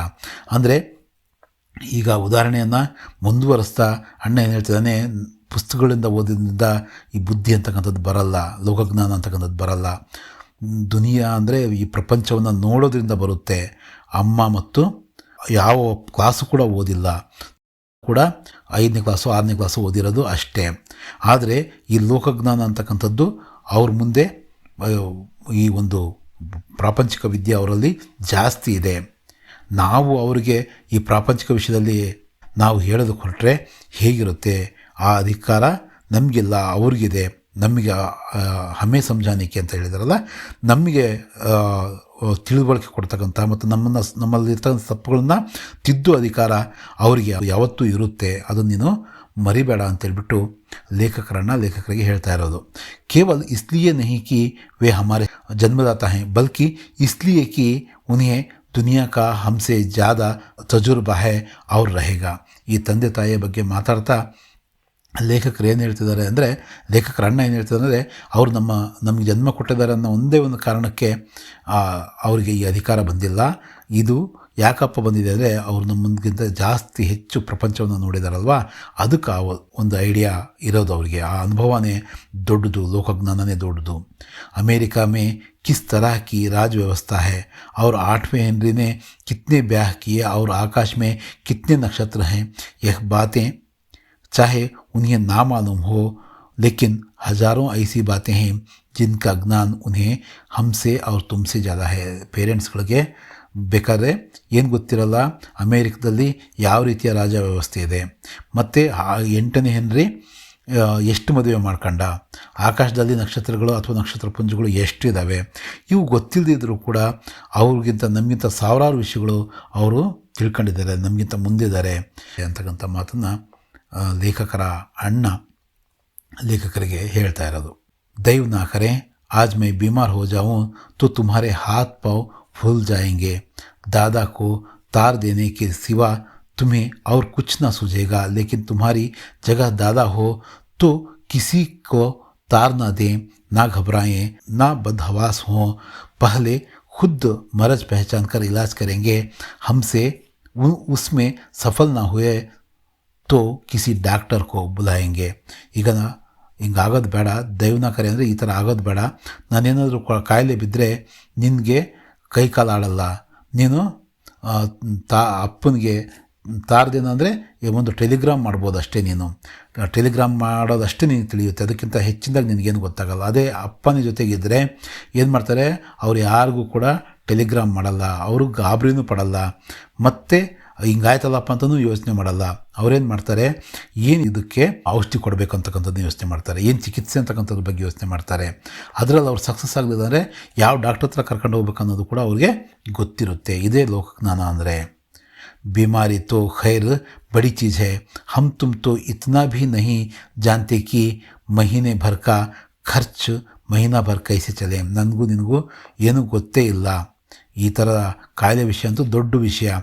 ಆದರೆ ತಿಂಗಳಲ್ಲಿ ಪೂರ್ತಿ ಖರ್ಚು ಮಾಡಬೇಕಾಗಿರೋ ಆ ದುಡ್ಡನ್ನು ನಾವು ಹೆಂಗೆ ಖರ್ಚು ಮಾಡಬೇಕು ಅನ್ನೋದು ಕೂಡ ನಮಗೆ ತಿಳಿದಿಲ್ಲ. जो कुछ दादा भेजते हैं उसे हम 20-22 तक खर्च कर डालते हैं और फिर पैसे पैसे को मोहताज हो जाते हैं. नाश्ता बंद हो जाता है, धोबी-नाई से मुँह चुराने लगते हैं. लेकिन जितना आज हम और तुम खर्च कर रहे हैं उसके आधे में दादा ने अपनी उम्र का बड़ा भाग इज्जत और नेक नामी से के साथ निभाया है और कुटुंब का पालन किया है, जिसमें सब मिलकर 9 आदमी थे. ಏನು ಹೇಳೋದು ಹೊರಟಿದ್ದಾರೆ ಅಂದರೆ, ಈ ಅನುಭವದ ಜ್ಞಾನ ದೊಡ್ಡದು ಅಂತ. ಈಗ ಮನೆಯಿಂದ ಬರ್ತಕ್ಕಂಥ ದುಡ್ಡುಗಳಿಗೆ ನಾವು 22 ದಿನದಲ್ಲೇ, ತಿಂಗಳಲ್ಲಿ 30 ದಿನದಲ್ಲಿ ಖರ್ಚು ಮಾಡಬೇಕಾಗಿರೋ ದುಡ್ಡನ್ನ 22 ದಿನದಲ್ಲೇ ಖರ್ಚು ಮಾಡಿಬಿಡ್ತೀವಿ. ಆಮೇಲೆ ಒಂದು ಪೈಸೆಗೂ ಕೂಡ ನಾವು ಕಷ್ಟಪಡ್ತೀವಿ, ಮತ್ತು ಏನೋ ಹೊರಗಡೆ ತಿಂತಕ್ಕಂಥ ತಿಂಡಿಗಳು ಏನಾಗ್ತವೆ, ಕಟ್ಟಾಗ್ತವೆ. ಧೋಬಿ ಅಂದರೆ ಬಟ್ಟೆ ಒಗಿತಕ್ಕಂಥವ್ರು, ನಾಯಿ ಅಂದರೆ ಈ ನಮ್ಮ ಸೆಲೂನ್ನವರು. ಇವರಿಂದ ಕೊಡಬೇಕಾಗಿರೋ ದುಡ್ಡು ಕೊಡೋದಲ್ಲೇ ಅವರನ್ನು ನಾವು ತಪ್ಪಿಸ್ಕೊಂಡು ತಿರುಗಾಡ್ತೀವಿ. ಆದರೆ ನಾವು ಎಷ್ಟು ಖರ್ಚು ಮಾಡ್ತೀವೋ ಅದರ ಅರ್ಧ ದುಡ್ಡಲ್ಲಿ ನಮ್ಮ ಕುಟುಂಬದ ಯಜಮಾನರು ಏನು ಮಾಡ್ತಾರೆ, ಮನೆಯನ್ನು ತುಂಬ ಗೌರವದಿಂದ, ಒಳ್ಳೆಯ ಕೆಲಸದಿಂದ, ಒಳ್ಳೆಯ ರೀತಿಯಲ್ಲಿ ಇಡೀ ಕುಟುಂಬವನ್ನು ಅವರು ಪೋಷಿಸ್ತಾರೆ. ಅದರಲ್ಲಿ ಎಷ್ಟು ಸದಸ್ಯರಿದ್ದಾರೆ, ಮನೆಯಲ್ಲಿ 9 ಜನ ಸದಸ್ಯರಿದ್ದಾರೆ ಅಂತಕ್ಕಂಥ ಮಾತನ್ನು ಅಣ್ಣ ತಮ್ಮನಿಗೆ ಹೇಳ್ತಾ ಇರೋದು. अपने हेडमास्टर साहब ही को देखो, MA हैं कि नहीं, और यहाँ के MA नहीं, ऑक्सफर्ड के 1000 रुपये पाते हैं, लेकिन उनके घर का इंतज़ाम कौन करता है? उनकी बूढ़ी माँ हेडमास्टर साहब की डिग्री यहाँ बेकार हो गई। पहले खुद घर का इंतज़ाम करते थे, खर्च पूरा ना पड़ता था, कर्जदार रहते थे। जब से उनकी माता ने प्रबंध अपने हाथ में ले लिया है, जैसे घर में लक्ष्मी आ गई है। तो भाईजान, यह गरूर दिल से निकाल डालो कि तुम मेरे समीप आ गए हो, अब स्वतंत्र हो। ಅಂದರೆ ಉದಾಹರಣೆಯನ್ನು, ತಂದೆ ತಾಯಿಯ ಉದಾಹರಣೆಗಳನ್ನು ಕೊಡೋದ್ರ ಜೊತೆಗೆ ಹೆಡ್ ಮಾಸ್ಟರ್ ಸಾಹೇಬ್ರ ಒಂದು ಉದಾಹರಣೆಗಳು ಕೊಟ್ಟು ಅವರು MA ಆಗಿದ್ದಾರೆ ನೋಡು, ಅದು ಇಲ್ಲಿಯ MA ಅಲ್ಲ, ಇಲ್ಲಿ ಆಕ್ಸ್ಫರ್ಡ್ ಯೂನಿವರ್ಸಿಟಿಯಿಂದ ಪಡ್ಕೊಂಡಿರ್ತಕ್ಕಂಥ MA. ಅವರ ಒಂದು ತಿಂಗಳ ಒಂದು ಸಂಬಳ ಎಷ್ಟು, 1,000 ರೂಪಾಯಿ. ಆಗಿನ ಕಾಲಕ್ಕೆ 1,000 ರೂಪಾಯಿ ಅಂದರೆ ಈಗಿನ ಹೆಚ್ಚು ಕಡಿಮೆ ಲಕ್ಷಾಂತರ ರೂಪಾಯಿಗೆ ಅದು ಸಮ. ಅಷ್ಟು ಹಣವನ್ನು ಅವ್ರು ಪಡ್ಕೊಂಡ ಮೇಲೂ ಕೂಡ ಮನೆಯ ಒಂದು ವ್ಯವಸ್ಥೆಯನ್ನು ಯಾರು ಮಾಡ್ತಾರೆ, ಅವರ ವಯಸ್ಸಾಗಿರ್ತಕ್ಕಂಥ ಅವರ ತಾಯಿ ಮಾಡ್ತಾರೆ. ಈಗ ಯಾವಾಗ ಹೆಡ್ ಮಾಸ್ಟ್ರು ಡಿಗ್ರಿಯನ್ನು ಪಡ್ಕೊಂಡು ಇಲ್ಲಿ ಈ ಒಂದು ವ್ಯವಸ್ಥೆಯನ್ನು ಅವ್ರು ಮಾಡದೆ, ತಿಂಗಳ ಒಂದು ಏನು ಮನೆಯ ಒಂದು ಖರ್ಚು ವೆಚ್ಚದ ಒಂದು ಇದರಲ್ಲಿ ಅದು ಆ ಡಿಗ್ರಿ ಏನಾಗುತ್ತೆ, ವೇಸ್ಟ್ ಅದು. ಅವರು ಮೊದಲು ಮನೆಯ ಒಂದು ವ್ಯವಸ್ಥೆಯನ್ನು ಸ್ವತಃ ನೋಡ್ಕೊಳ್ತಾಯಿದ್ರು. ಆಗ ಆ ದುಡ್ಡನ್ನೆಲ್ಲ ಖಾಲಿ ಮಾಡ್ಕೊಂಡು ಅವರು ಸಾಲನೂ ಕೂಡ ಮಾಡಬೇಕಾಗಿ ಬರ್ತಾಯಿತ್ತು. ಆಗ ಅವರ ತಾಯಿಗೆ ಯಾವಾಗ ಇದೊಂದು ವ್ಯವಸ್ಥೆ ಮಾಡೋದಕ್ಕೆ, ಪ್ರಬಂಧ ಅಂದರೆ ವ್ಯವಸ್ಥೆ ಮಾಡೋದಕ್ಕೆ ಅವ್ರ ಕೈ ಕೊಟ್ಟರೋ, ಅವಾಗಿದ್ದ ಅವ್ರ ಮನೆಯಲ್ಲಿ ಲಕ್ಷ್ಮಿ ಬಂದಿದ್ದಾಳೆ. ಅಂದರೆ ಅಣ್ಣ ಇಲ್ಲಿ ಹೇಳ್ತಾ ಇರೋದು, ತಮ್ಮನಿಗೆ ಹಂಗೆ ಹೇಳ್ತಿದ್ದಾನೆ, ಅಣ್ಣ ಅಂತ ನೀನು ಈ ಜಂಬ ಎಲ್ಲ ಮಾಡಬೇಡ, ನೀನು ನನ್ನ ಹತ್ರಕ್ಕೆ ಬಂದಿದ್ದೀನಿ, ನನ್ನ ಹತ್ರದ ಕ್ಲಾಸಲ್ಲಿದ್ದೀನಿ ಅನ್ನೋ ಒಂದು ಇದಕ್ಕೆ ನೀನೀಗ ಸ್ವತಂತ್ರನಾಗಿದ್ದೀನಿ ಅಂತ ನೀನು ಒಂದು ಭ್ರಮೆಯಲ್ಲಿ ಇರಬೇಡ ಅಂತೇಳ್ಬಿಟ್ಟು ತಮ್ಮನಿಗೆ ಹೇಳ್ತಾ ಇರೋ ಮಾತು. ಮೇರೆ ದೇಖ್ತೆ ತುಮ್ ಬೇರಾಹ ನಾ ಚಲನೆ ಪಾವೋಗೆ, ಅಗರ್ ತುಮ್ ಯೂं नहीं मानोगे तो मैं थप्पड़ दिखाकर मैं इसका प्रयोग भी कर सकता हूँ। मैं जानता हूँ तुम्हें मेरी बात जहर लग रही है. ಅಂದರೆ ಏನು ಹೇಳ್ತಾರೆ ಅಣ್ಣ ಅಂದರೆ, ನೀನು ಈ ಒಂದು ಜಂಬ ಪಡ್ತಕ್ಕಂಥದ್ದು, ಅಹಂಕಾರ ಪಡ್ತಕ್ಕಂಥದ್ದನ್ನು ಬಿಡು. ನೀನು ನನ್ನ ಕ್ಲಾಸಿಗೆ ಹತ್ತಿರ ಬಂದ ತಕ್ಷಣವೇ ನನ್ನಷ್ಟೇ ನೀನು ಅಂತ ಅಂದ್ಕೋಬೇಡ. ಆ 5 ವರ್ಷದ ಗ್ಯಾಪ್ ಇದೆ, ಅದಕ್ಕೆ ತಂದೆ ತಾಯಿಯ ಆ ಹೆಡ್ ಮಾಸ್ಟರ್ನ ಎಲ್ಲರ ಉದಾಹರಣೆಯನ್ನು ಕೊಟ್ಟು ಹೇಳ್ತಾ, ನೀನು ಹಿಂಗೆ ಮಾತಿಂದ ನೀನು ತಿಳ್ಕೊಳ್ಳಿಲ್ಲ ಅಂದರೆ ಕೈ ತೋರಿಸಿ ನಿನ್ನ ಕೆನ್ನೆಗೆ ಬಾರಿಸ್ತೀನಿ ನೋಡು ಅಂತ ಹೇಳ್ತಾ, ಇದನ್ನು ಕೂಡ ನಾನು ಪ್ರಯೋಗಿಸಬೇಕಾಗುತ್ತೆ, ಬರೀ ಮಾತಿಂದಲ್ಲ ಹೊಡೆದು ಕೂಡ ನಾನು ನಿನ್ನ ತಿದ್ದಬಲ್ಲೆ ಅಂತ ಆ ಅಣ್ಣ ಹೇಳ್ತಾ ಇರೋದು. ಮೈ ಉನ್ಕಿ ಇಸ್ ನಯಿ ಯುಕ್ತಿ ಸೆ ನತಮಸ್ತಕ್ ಹೋ ಗಯಾ, मुझे आज सचमुच अपनी लघुता का अनुभव हुआ और भाई साहब के प्रति मेरे मन में श्रद्धा उत्पन्न हुई. ಅಂದರೆ ಯಾವಾಗ ಅಣ್ಣ ನಾನು ನಿನಗೆ ಹೊಡಿಬಲ್ಲೆ ಅಂತ ಒಂದು ಹೊಸ ಒಂದು ಏನು ಯುಕ್ತಿಯನ್ನು ಮಾಡಿದ್ರು, ಒಂದು ಐಡಿಯಾ ಮಾಡಿದ್ರು, ಅದ್ರ ಮುಂದೆ ಇವರು ಬಾಗಿದ್ರು. ನತಮಸ್ತಕ್ನ ಅಂದರೆ ದೇವ್ರ ಮುಂದೆ ಹೋಗಿ ನಾವು ಅಡ್ಡು ಬೀಳ್ತೀವಲ್ಲ, ಹಂಗೆ ಅಡ್ಬಿದ್ರು.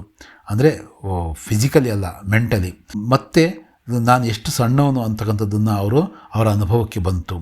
ಮತ್ತು ಅಣ್ಣನ ಬಗ್ಗೆ ಅವರ ಶ್ರದ್ಧೆ ಏನಿತ್ತೋ, ಆಸ್ತಿ ಏನಿತ್ತೋ, ಆ ಗೌರವ ಏನಿತ್ತೋ ಅದು ಜಾಸ್ತಿನೇ ಆಯಿತು. ಮೈನೆ ಸಜಲ್ ಆಂಖೋं से कहा, हरगिज़ नहीं, आप जो कुछ फरमा रहे हैं वह बिल्कुल सच है और आपको उसके कहने का अधिकार है. ಆ ಕಣ್ಣು ತೇವ ಆದವು ಲೇಖಕರಿಗೆ ಆ ವಯಸ್ಸಲ್ಲಿ. ಆಗ ಆ ತೇವಾಗಿರ್ತಕ್ಕಂಥ ಕಣ್ಣುಗಳಿಂದ ಅವ್ರು ಹೇಳಿದರು, ಇಲ್ಲ ನಾನು ಆ ಥರ ಜಂಬ ಪಡ್ತಾ ಇಲ್ಲ. ಮತ್ತು ನೀನು ಏನು ಹೇಳ್ತಾ ಇದೆಯೋ, ಏನು ನೀನು ಆದೇಶ ಕೊಡ್ತಾ ಇದೆಯೋ ಅದು ಸಂಪೂರ್ಣ ನೀನು ಹೇಳ್ತಾ ಇರೋದೆಲ್ಲ ಕರೆಕ್ಟು. ಅದನ್ನು ಹೇಳೋ ಅಧಿಕಾರನೂ ಕೂಡ ನಿಮಗೆ ಯಾವತ್ತೂ ಇತ್ತು, ಈಗಲೂ ಇದೆ, ಮುಂದೆನೂ ಇರುತ್ತೆ ಅಂತಕ್ಕಂಥ ಮಾತನ್ನು ಹೇಳಿದರು. ಇದು ಈ ಪಾಠದ ಒಂದು ವಿವರಣೆ. ಕನ್ನಡದಲ್ಲಿ ನಾನು ಎಷ್ಟು ಮಟ್ಟಿಗೆ ಹೇಳಿದ್ದೆ ಅಂತಕ್ಕಂಥದ್ದು ನೀವೇ ಕಾಮೆಂಟ್ ಮೂಲಕ ನನಗೆ ತಿಳಿಸಿ. ಈ ಪಾಠ ಸ್ವಲ್ಪ ನಿಮಗೆ ಚೆನ್ನಾಗಿ ಅರ್ಥ ಆಗಿದ್ದರೆ ಅಥವಾ ಈ ಪಾಠದ ವಿವರಣೆ ಸರಿ ಅನಿಸಿದರೆ ನಾನು ಮುಂದಿನ ದಿನಗಳಲ್ಲೂ ಕೂಡ ಇನ್ನಷ್ಟು NCERTಯ ನಿಮ್ಮ ಹಿಂದಿ ಪಾಠಗಳನ್ನು ಸ್ಪರ್ಶ ಭಾಗ 2ರ ಒಂದು ಪಾಠಗಳನ್ನು ಮತ್ತೆ ನಿಮ್ಮ ದೃಷ್ಟಿಗೆ ಅಂದರೆ ಅದನ್ನು ಮತ್ತೆ ಓದಿಸೋವಂಥ ಒಂದು ಕೆಲಸವನ್ನು ನಾನು ಮಾಡ್ತೀನಿ. ಮತ್ತೆ ಸಿಗೋಣ. ಧನ್ಯವಾದಗಳು.